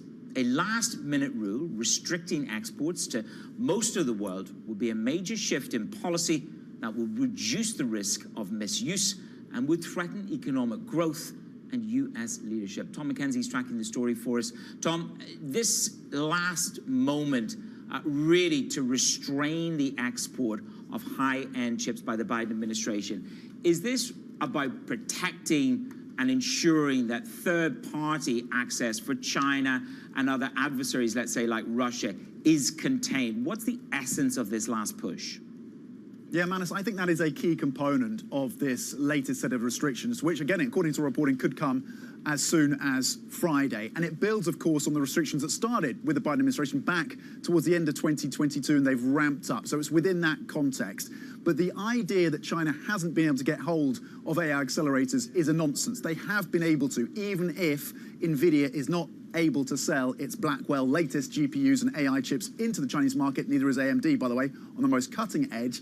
China, using sophisticated supply chains, has been able to get access to at least some. We know that through reporting. So I think there's a key part of it in trying to put in place further restrictions that make it more difficult for China to source from third-party countries. There's going to be 3 tiers. The first tier is US allies, like the UK, like Canada, like Japan and Taiwan. They'll have essentially unfettered access to these AI chips. The third tier are adversaries, China and Russia. Not a big surprise. It's the second tier, to your point, which is interesting, which is essentially the rest of the world. They will have, at a sovereign level, caps and limits on the number of chips they can get hold of. Companies operating in those countries can try to get more chips, but they will have to be approved by the US, get certified by the US on issues like security and human rights. It gives the US that huge leverage at a time when US chip companies, of course, are leading the charge and are more advanced in terms of their products. It's also a reminder that Joe Biden is still president and will be so for less than 2 weeks. But then Trump comes into the administration. And we saw at CES, Tom, an acknowledgement of this. Jensen Huang talking yesterday with Ed Ludlow, saying that he hasn't yet been to Mar-a-Lago and he would welcome that invitation. CES is now wrapping up. How much of the conversation was this idea that, yes, AI is flourishing in tech, but with that, they also need to understand the political landscape that they're in? Absolutely. And as Jensen Huang tries to position and future-proof NVIDIA with all these additional segments that they want to be able to commercialize with a time frame that is yet uncertain, that also increases the risks for NVIDIA, arguably on the politics. It makes them more exposed, arguably, to the tariff risks as they push into other jurisdictions and other segments of the market, even if it could and may well future-proof the business if, as some analysts think, the spend on data centers starts to ease off potentially, if not this year, then in 2026. It was part of the conversation at CES, and you did see other companies, competitors to NVIDIA, like Intel, but also AMD and Qualcomm pushing out their own AI chips, but with a focus on the laptops and the desktops that you may be using. So AI within the laptop, these supercomputers, quote unquote, will be more of a trend and more accessible this year, next year as well. That was a key theme. The politics overshadowing to some extent, and then there's some of the gadgets as well that maybe Manus would have liked, including a TV screen, by the way, which bends and melds depending on the content. I can just imagine a scenario where Manus is gesticulating and the screen shifts to accommodate him. Oh, it's a brave new world out there. Tom, thank you so much. There's very few things that meld to the movement of my instruction, Tom. I wish I had that power. That's Danny on the I was show. going to say, you're going to make Manus rich with power bending TV screens. Wearing the chain from yesterday. It gets better. Oh, goodness, Tom. Thank you so much for that evocative imagery, Tom McKenzie there. Okay, let's shift our focus now to Washington. Now, the Republican Party has the rare chance to update the tax code without having to make any concessions to the Democrats this year. But disagreements within the party still pose a risk that they'll miss the end of the year deadline. Trump, meanwhile, had a closed-door meeting with Senate Republicans yesterday on a big, single, beautiful bill. For more, let's bring in Bloomberg's David Gura in Washington. David, great to see you this morning. Where do we stand on the GOP negotiations over the single, big, beautiful bill? You mentioned that meeting yesterday, and a lot of those Republican senators were impressing upon the president-elect that the way that they think he should go forward with this is to bifurcate it, to do it in two parts. And that's because they have seen, as we all have over these last few weeks, how razor-thin that margin is in the House of Representatives. Now, Mike Johnson, the Speaker of the House, is confident he can get one big, beautiful bill passed through the legislative body that he controls. But if that doesn't happen, Republicans in the Senate worry what that might signal or portend for their legislative agenda going forward. Now, Donald Trump is many things. A legislative tactician is not at the top of the list. So the takeaway that we got from that meeting last night is that he really just wants to see this done, wants to get this policy through, energy policy, immigration policy, fiscal policy, taxes as well, all of that rolled into one thing. He doesn't care how that happens fundamentally, and that's kind of been the story over the course of the week, is that he's not really staking out a position here, and that's kind of complicating things for Republicans in both houses of Congress who are really looking for him to lead on this issue, and so far he's been reluctant to do that. Look, David, we know that the president-elect likes victory early, and this is where Lindsey Graham and Ted Cruz really say, look, let's do a narrower bill, $100 billion for border security, deliver that political quick win. What is it that will galvanize the Republicans behind one big, beautiful bill and not have this two-horse race? What's going to galvanize them is the potential for it to get through. I mean, as you say, this is a policy positions that they promised on the campaign trail. They see this as a moment of opportunity to reverse and move forward their agenda. And if they see a path forward for doing that, I think they're going to want to do that. Of course, they're also going to do, as they've all said, what the president-elect wants them to do. They're eager to kind of follow his lead here, as I say. So I think it is incumbent upon him, Manus, going forward here to be that galvanizing force, to lay out a plan for them to do that. But as Danny said at the top, time is nigh here. They're aware of how tight this window is, their ability to do this now, and I think that might be something that motivates them as well. David, I'm also really enjoying this trend of outgoing Biden administration officials doing their exit interview with you. One of such was Gary Gensler, the SEC chair, yesterday. What was your takeaway from that conversation? It was fascinating. He's been a regulator kind of at the top of the echelon here for a lot of his life. He headed the CFTC during the Obama administration and the SEC most recently. And it's been wonderful to sit down with these officials and talk to them about the news of the day, but also have them reflect on their tenure in those jobs. So we talked a lot about what he was able to do, what the SEC was able to do under his almost four-year tenure at the agency, and he's very proud of changes they made to the plumbing of the markets, as he's fond of saying, reducing that settlement time, for instance, work that he's done on China as well. Of course, I asked him about crypto, and this is the one thing that he's often asked about and kind of jokingly tries to push aside. He points out that in this $120 trillion capital market that he oversees, crypto is just a sliver of that, but I asked him about it, and here's what he had to say about sort of where things stand and what he thinks the SEC needs to do going forward. In this field, it's rife with bad actors. I've been around finance for over 4 decades, and everything in the markets trade on a mixture of fundamentals and sentiment at any given time. But I've never seen a field that's so much wrapped up in sentiment and not so much about fundamentals. couple things about crypto that I want to mention from him. One is we talked about how he early on in his tenure kind of set out to do high-profile enforcement actions, hoping they would send a message and change behavior. We acknowledged kind of in that conversation the fact that, yes, the SEC has gone after some big fish in the world of crypto, hasn't fundamentally changed both behavior and enthusiasm for crypto. And then I asked him about this misapprehension I think a lot of people in that world have. You know, he was at MIT, he researched digital assets, was somebody who was seen as somebody who understood the field and might bring that to bear in this job. I said, what did people not get about that? Now he's seen as kind of a villain to those who are proponents of crypto, and he made what I thought was a fascinating point, perhaps an obvious one, that as an academician, you can do research and think about things in a vacuum, but once you're in that job running this very unique agency, which is both a regulatory agency and a law enforcement agency, it feels different in that chair. It sure does, and he battled hard with some of the industry's titans, didn't he? Brian Armstrong, just ask him what he thought about Elizabeth Warren and Gary Gensler and the crypto world. Great interview, David. Great series of interviews. Well done. Great catches there. David Gura at the very latest. And David, Bloomberg's Anne-Marie Hordern will be hosting a special coverage of President Carter's state funeral. That starts at 9 a.m. New York time.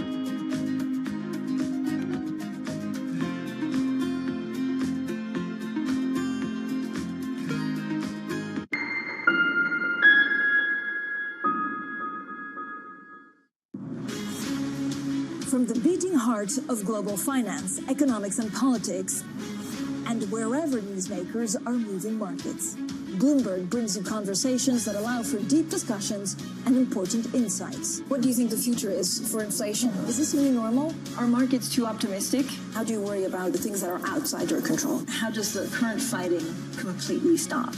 I'm Francine Lacroix, and this is The Pulse, every weekday only on Bloomberg. Bloomberg loves earnings. I know it's like your Super Bowl, right? I can't wait. It's like opening presents in the morning. All right, it will be exciting. Nobody covers earnings like Bloomberg. Key investors, top executives, global innovators. Join me for in-depth conversations with the biggest newsmakers on the day's top stories. Insight with Haslinda Onen, only on Bloomberg. Jumpstart your trading day on Bloomberg Open Interest. 2 hours of single stock stories that are driving the opening bell action. We'll take you to Wall Street, Main Street, the C-suite, and beyond. These are companies that are growing their market. The great companies in the U.S. are the companies hitting the cutting edge. That's a different story. Get the inside track on what's buzzing in markets. With the players who are shaping the narrative. If you have bad earnings reports, you're going to get punished. They're not buying what the industry is selling. Join us on Bloomberg Open Interest. Every trading day, only on Bloomberg. It's a multi-trillion-dollar industry. We'll show you what's happening in ETFs like no one else. ETF IQ, only on Bloomberg.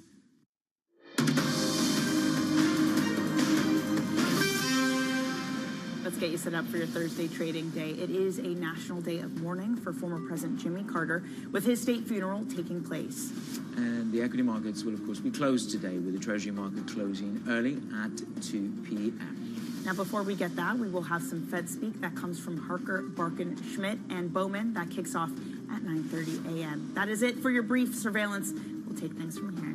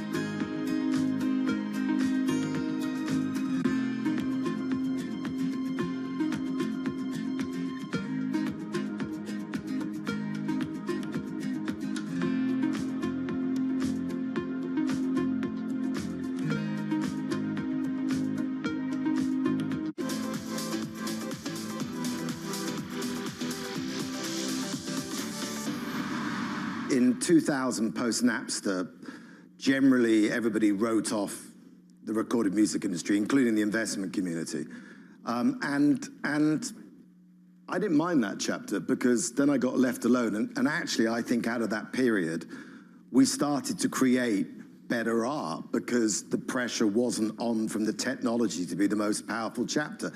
And then iTunes came in, and iTunes, to Apple's credit, did have a boutique taste mentality about the store, which meant that I think they understood. I can tell you from that period that the artists that came through were of a very high quality because it was encouraged to be boutique. Now, ironically, this chapter has made us more money times 5 than the iTunes chapter and the post-Napster chapter. But an algorithm tells you what you want, not what you might like. And there's a difference between what you want, but with streaming, the downside is you have incredible penetration, and we have hundreds of millions of people around the world. And so that has been very lucrative as a business.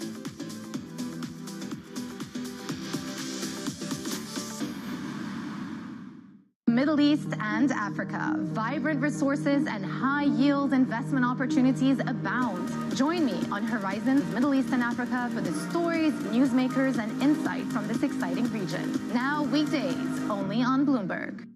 Bringing you up-to-the-minute geopolitical news whenever and wherever it happens. I'm Stephen Engel at the Forbidden City in Beijing, and this is Bloomberg.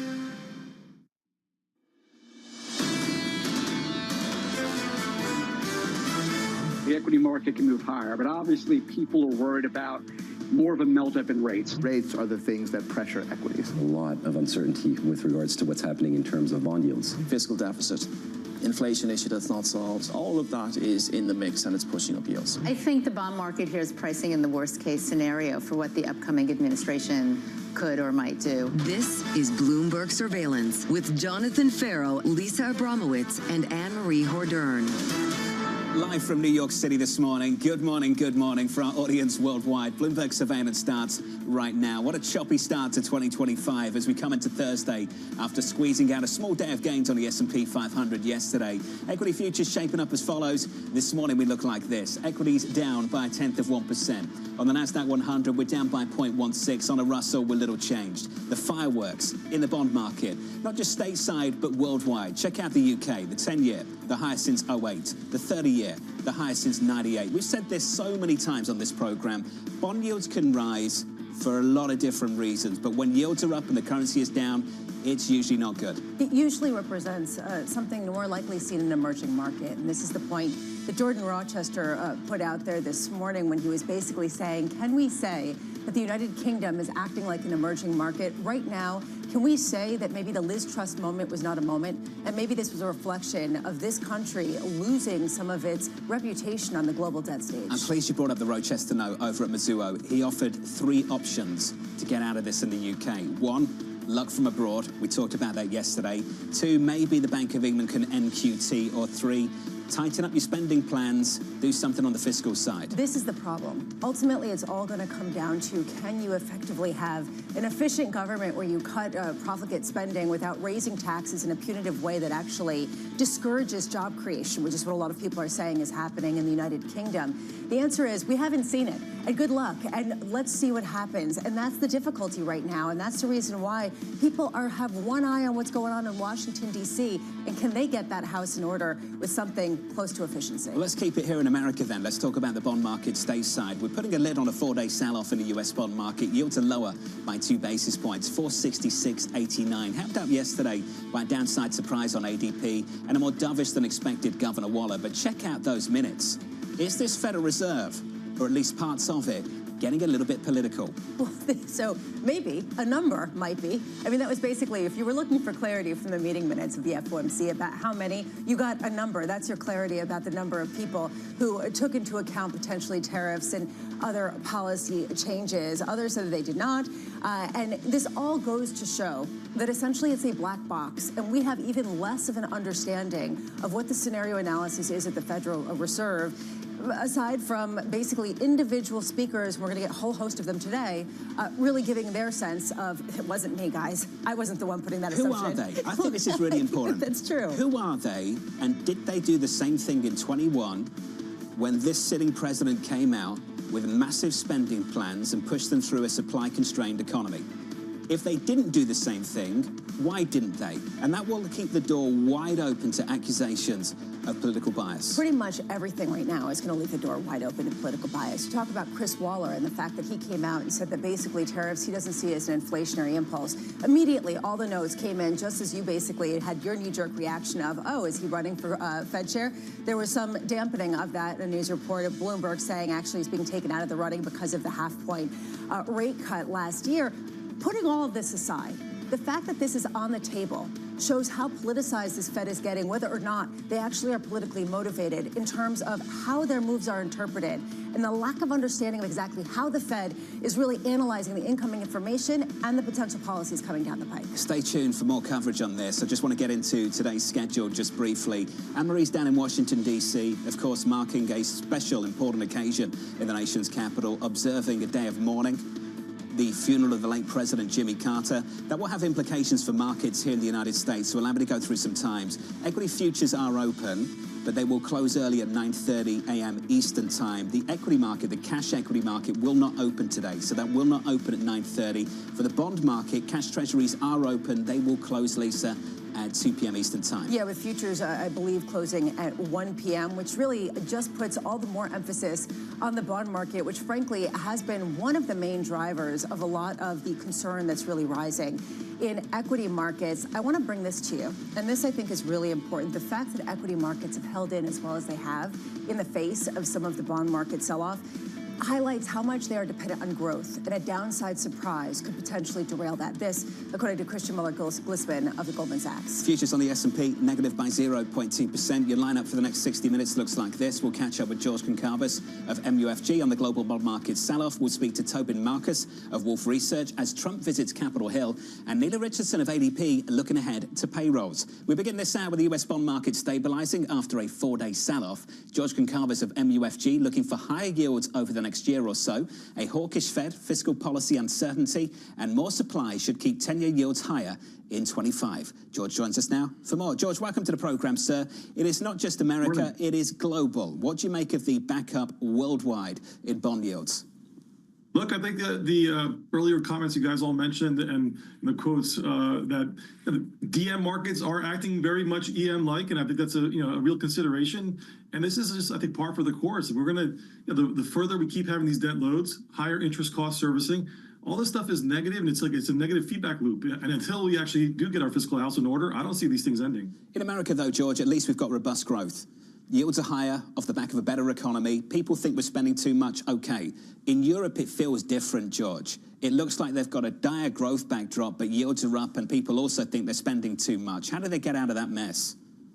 Yeah, look, Europe has its own set of issues that are going to be much harder to kind of get through, and with the lack of growth and just really a vision and a plan of how to actually motivate innovation and actual productivity. I mean, I think that's really what's lacking. I mean, the U.S. has benefited, yes, from growth, a lot of it coming from government spending. We can't deny that fact. But productivity and just we are the kind of the fountain of all this technological advancement. I think that really creates like a stagflationary environment in Europe and the UK. How much, George, is this really stemming directly from the United States? Essentially, the U.S. catches a cold, the rest of the world catches a flu, and that's going to be the way that this really develops, even if the U.S. is the source of the profligate spending and the profligate borrowing. Yeah, and that's a great point, because it is that whole negative feedback loop. And one of the biggest pushbacks that we've had, that rates don't matter, and obviously they do, because it takes time, but eventually they exert their force in different ways. And the one that's really been the most dominant has been through the dollar, right? I mean, it's ironically enough, although there's elements of we're acting as EM like in the way we're spending, but the dollar's benefited, the EM currencies have not benefited, and and the rest of DM has been suffering. So the dollar move and the rate move in the U.S. Combined really does start to kind of cause issues for all markets going forward. George, something that you said I want to pick up and really tie this to what Christian Muller-Glisman over at Goldman Sachs said, which is essentially the U.S. has growth. and Europe doesn't. And that has been really the saving grace, even if it comes with government spending, that growth, the technological advancement, that's what's been saving United States markets. I'm just wondering how susceptible the U.S. equity market is to a downside surprise economically, whether it's a payrolls report tomorrow, whether it's something else that comes down the pike at a time where that's the one thing upholding the pillar. So even if you get a rally in the bond market on the heels of that, you could potentially get a sell-off. Do you agree with that type of scenario? Actually, I do. And I think tomorrow actually poses a lot of risks. Is on the one hand, if NFP is strong, then the Fed's cuts really come out of the table, or at least get pushed back even further. The bond market will be kind of concerned there, so rates will go up, and that's going to be negative for equities. If it's a really weak number, equities are probably going to look up and say, hey, maybe the economy is not as strong as we thought it was.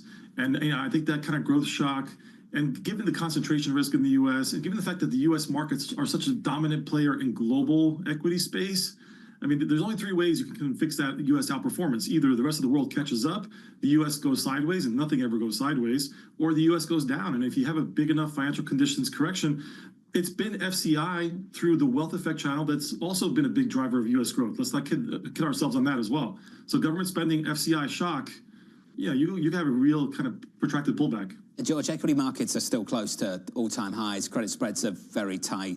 Nominal growth is pretty decent in America. Haven't we established over the last 12 months that we can handle rates at these levels?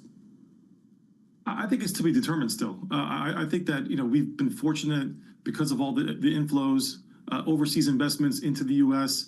If any of that were to change, I mean, it's not as if we're going to really pay down our debt that quickly, or at least we reduce deficits that fast enough that we still need our foreign investors. And so I do think that if there's any sort of repatriation, if there's any sort of pullback on capital coming to the U.S. into equity space, I think that the jury's still out. So get in the policy seat. You're in a risk management business, and you've got to figure out what is the biggest risk right now: holding too long or cutting too much too soon. What is it? Cutting too much too soon or holding too long? I mean, on the fiscal side, or just kind of risk appetite at the Federal Reserve. Look, I think the risk is that the Fed deviates from a consistent message that they need to still be easing, not get into this kind of concerns about what the fiscal outlook might look like. They need to focus on delivering a consistent message, being methodical with their policy, and slow down to every other meeting cutting. And if things get better, they can stop in the future. But if they have a long pause, the risk is that they're going to actually make things worse. How much does the fact that we're questioning the political independence, not necessarily with the idea that Donald Trump is calling them up and saying, guys, cut rates, more the idea that people are jockeying to be selected to be the next Fed chair. Some people are saying, actually, this is an irresponsible policy. We want to push back against it. Whatever it may be, the fact that that's in the zeitgeist of the market, does that potentially introduce more volatility? Does this undermine some of the Fed messaging? Or is just this basically the way it always has been? It's just basically being highlighted more now? I think the focus is much more hypersensitive now, but I do think that, like you mentioned, like the minutes from yesterday, and that meeting was like the most hawkish meeting in quite some time. Even though they still cut rates, there's a number of folks that really don't want to see rates heading lower, and you have that that faction. And then if you think about what is the right prescribed policy prescription, they should still be cutting, and so it kind of puts them in a tough spot. But nonetheless, I mean they need to. Take into account that the U.S. government needs low rates too. I mean, this is all very circular and interdependent. I mean, the U.S. Treasury market and the Fed, in many ways, are linked at the hip through the interest rate channel, and I think that matters. And so, if you ignore that for too long, eventually the risk is that you have to do YCC, or you have to do something more dramatic, right? So I think that you can't divorce those two. You talk in your notes recently, George, about the lack of conviction in markets and how it's basically going to be treading water until we get some sense of some clarity on what policies are going to look like from President-elect Donald Trump and his administration. What policies in particular are you looking for that will really turn the tide one way or another? Look, so it really comes down to as we all have been saying, sequencing, implementation risks, the unintended consequences, what are the priorities, what are done first. I mean, a lot of the market's euphoria. And let's not forget, like the stock market's up, but it's actually flat to the election. I mean, actually, it's a little bit lower if you look at the S&P 500. We're basically to like October levels. So we had a big run. I think euphoria is present in a lot of other, high beta risk assets. But in general, stocks haven't gone anywhere, right? They've kind of gone sideways after all the euphoria. So I think that it's going to come down to, we've got a lot of good news priced in, or a lot of animal spirits kind of trying to get embedded. I think it's going to be the tariffs, like how aggressive, how fast is that initially put in, immigration policy, and then how do you get your fiscal house in order? Like, you need to start to address that. If you have a credible plan, the bond market will respect it, and rates come back down. The Fed cut 100 bips, and the market's up 100 bips. The bond market's sending a signal to DC, like, you have to get your fiscal house in order. Hey, George, appreciate your opinion as always, sir. Thanks for the time. George Concavas there of MUFG. Bond yield to lower this morning, stateside at least. We're down 2 basis points on a 10-year to 4.67. With an update on stories elsewhere with your Bloomberg brief, here's Danny Berger. Hey, Danny. Hey, John. And we begin in Los Angeles, which is experiencing its worst natural disaster in decades. 5 fires are burning across the city, driven by hurricane-strength winds. At least 5 people were killed, and more than 100,000 residents were forced to flee their homes. There is an evacuation warning for major landmarks, including the TCL Chinese Theater and the Dolby Theater, where the Academy Awards are hosted, as well as parts of Hollywood Boulevard. The Biden administration is planning more AI chip export restrictions. Sources tell us that the regulations would create 3 tiers of chip curbs. A small number of allies would have unmitigated access to chips. A group of adversaries would be basically blocked from importing. The majority of the world, meanwhile, would face limits. The regulations could be issued as soon as Friday. And it's the National Day of Mourning in the United States for the late President Jimmy Carter, who died on December 29th at 100 years of age. A state funeral for Carter starts at 10 a.m. Eastern at the Washington National Cathedral. President Joe Biden is expected to deliver a eulogy. Carter was a former Georgia peanut farmer who served 1 term as president. He was notable for his post-presidency humanitarian work, especially with Habitat for Humanity. That's your Bloomberg Brief. John. Danny, thank you. More from Danny in about 30 minutes' time. Truly shocking pictures coming out of Los Angeles. We'll bring you updates throughout this morning. Up next on the program, unified behind Trump. Whether it's 1 bill or 2 bills, it's going to get done one way or the other. I think there's a lot of talk about 2, and there's a lot of talk about 1, but it doesn't matter. The end result is the same. We'll head down to Washington, D.C. and catch up with Anne-Marie in just a moment, live from New York City this morning. Good morning.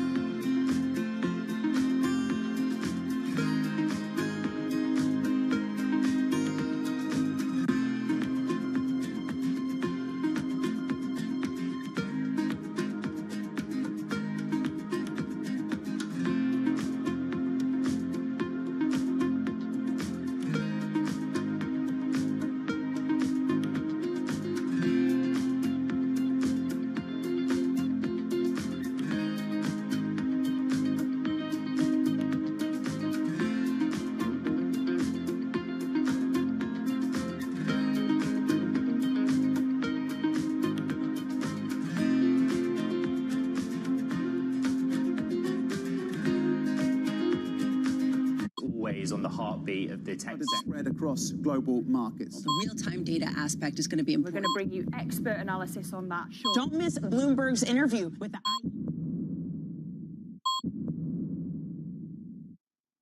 Welcome to the world of decentralized finance. Massive outperformance from Bitcoin. Bloomberg is covering all things crypto, the people. The tectonic shift emanating from Washington. All we're looking for is clear rules and the ability to build in the United States. Crypto shouldn't be partisan. The transactions. Really a record-breaking moment. Crypto VC is back. And the technology. It's really the beginning of a global on-chain economy. And if America doesn't embrace it, we're going to be left behind. Bloomberg Crypto, only on Bloomberg.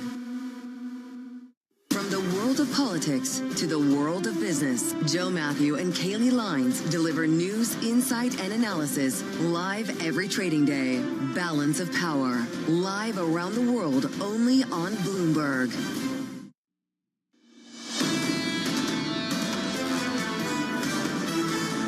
Just a touch softer this morning. We're down by close to 0.2% on the S&P 500. Some stability in the US bond market. Yields are down by close to 2 basis points now. The 10-year 4.6729. Under surveillance this morning, unified behind Trump. Whether it's 1 bill or 2 bills, it's going to get done one way or the other. I think there's a lot of talk about 2, And there's a lot of talk about one, but it doesn't matter. The end result is the same.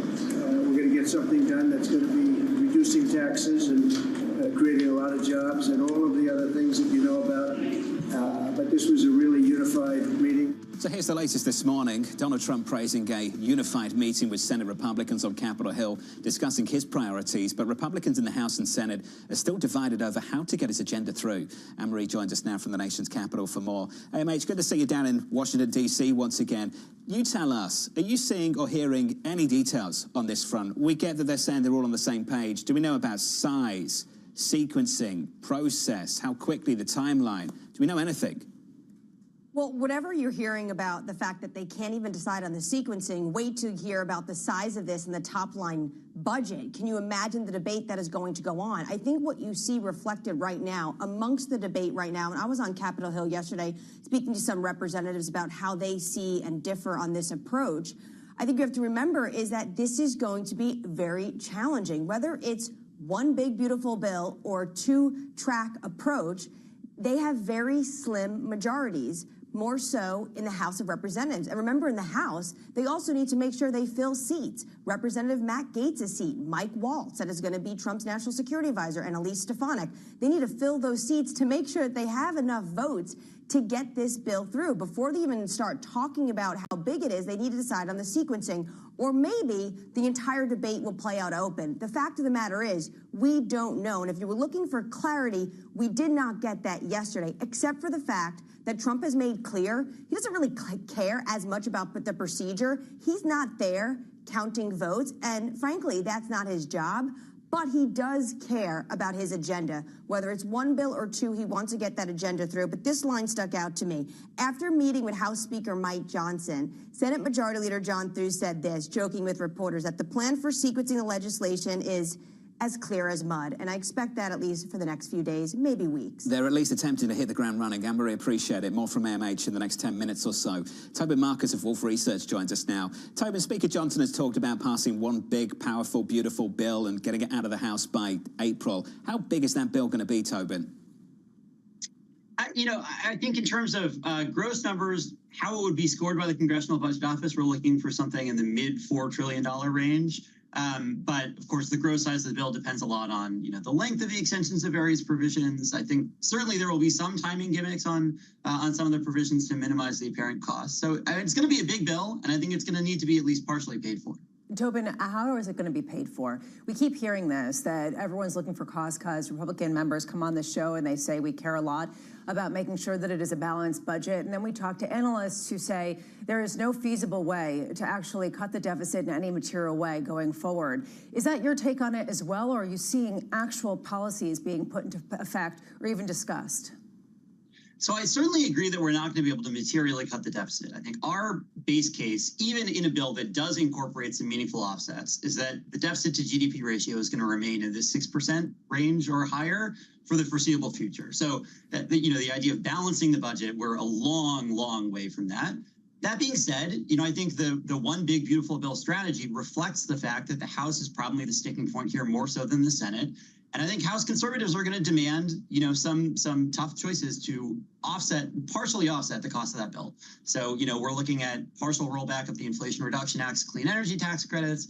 We're looking at possible long-term reforms to Medicaid. I think there are some realistic policies that could bring that number down that I think are going to end up being in the mix. We've heard mixed things, Tobin, about how much this Congress is going to be looking at the bond market. Do you have a sense of what kind of check markets are going to be on some of these proposals, getting them on board with potentially a greater degree of cost cutting? I think we probably need to see yields get materially higher before that starts to be a huge driver of the conversation in D.C. I mean, D.C. tends to be a little bit insular. The debates about the budget math are much more about these sort of 10-year scoring conventions and so forth than they are people, watching day-by-day movements in the 10-year. But, if yields push above 5%, I think that changes the conversation in a very significant way. The difference between 4.4 and 4.6, I don't know that really moves the conversation much. Tobin, when we speak to Republican lawmakers, they talk about being responsible, aware, sensitive to what could develop in the bond market. But when you ask what they can do to offset some of the spending, you don't get much detail. What can DOGE do to counter all of this spending? What kind of numbers are you thinking about on that front? So I think it's less what Doge can do. I don't think that much of the spending cuts are going to come on the discretionary side. I think that Doge, is very interested in looking at the ongoing operations of government and figuring out if they can squeeze waste out there in terms of year-by-year discretionary spending. But you can't really go after that in reconciliation. And so I think when we're thinking about reconciliation pay-fors, again, we're thinking about tax expenditures like the IRA credits. And when you look on the spending side, I think Medicaid really does stand out as the thing that offers itself up as a potential source of cuts. Like, they're not cutting Social Security and Medicare because Trump doesn't want to. The next big spending program, like mandatory spending program in terms of entitlements, is Medicaid. And I think they will look at that, even though they're not talking that much about it now. I don't think it's going to be that popular. I think it probably is politically survivable. We're hearing some noise, but I think that'll be heavily in the mix. We're talking about so many different things. We're 11 days for inauguration, and we're already herding cats. Panama, Greenland, when it comes to the Gulf of Mexico. Toby, the list goes on. And I wonder what you're telling clients. Do you believe these are just negotiation tactics, or do you believe the incoming administration is really pursuing a forceful realignment of the global order?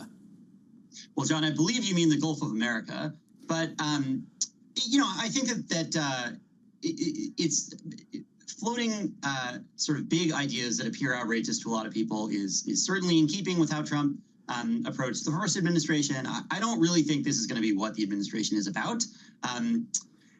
When it comes to Mexico, I think we have bigger things on the agenda for that bilateral relationship than the name of geographical features. Again, we have this 25% tariff threat out there.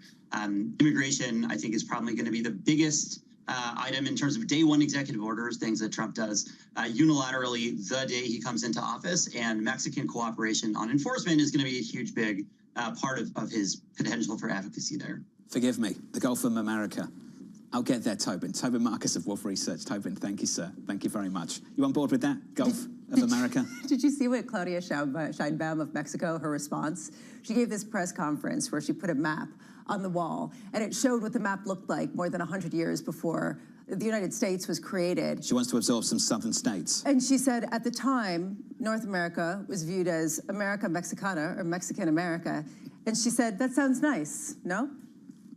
We're going to see a lot of trolling, aren't we, over the next several months on this front. It's already started. Well, this is the reason why people are overreacting, maybe, to this, why Denmark just says, not really, guys. And you have Canada saying there isn't a chance in hell that this is going to happen and become the 51st state. Question is, what is the distraction keeping people from paying attention to? And that, I think, is increasingly what people are going to be focused on. How do you look at the signal and not the noise? I think you've got to respect the seriousness of the attempt to realign the global order when it comes to things like Greenland. I think they're fairly serious on that front. I don't think that's just trolling. I think they're pretty serious on that front. You think that they're going to take military action against Denmark? No, I'm not going that far. Maybe tariffs? I'm just saying that there is a serious focus on that part of the world for geostrategic reasons, and that focus is not going away. I would agree with that.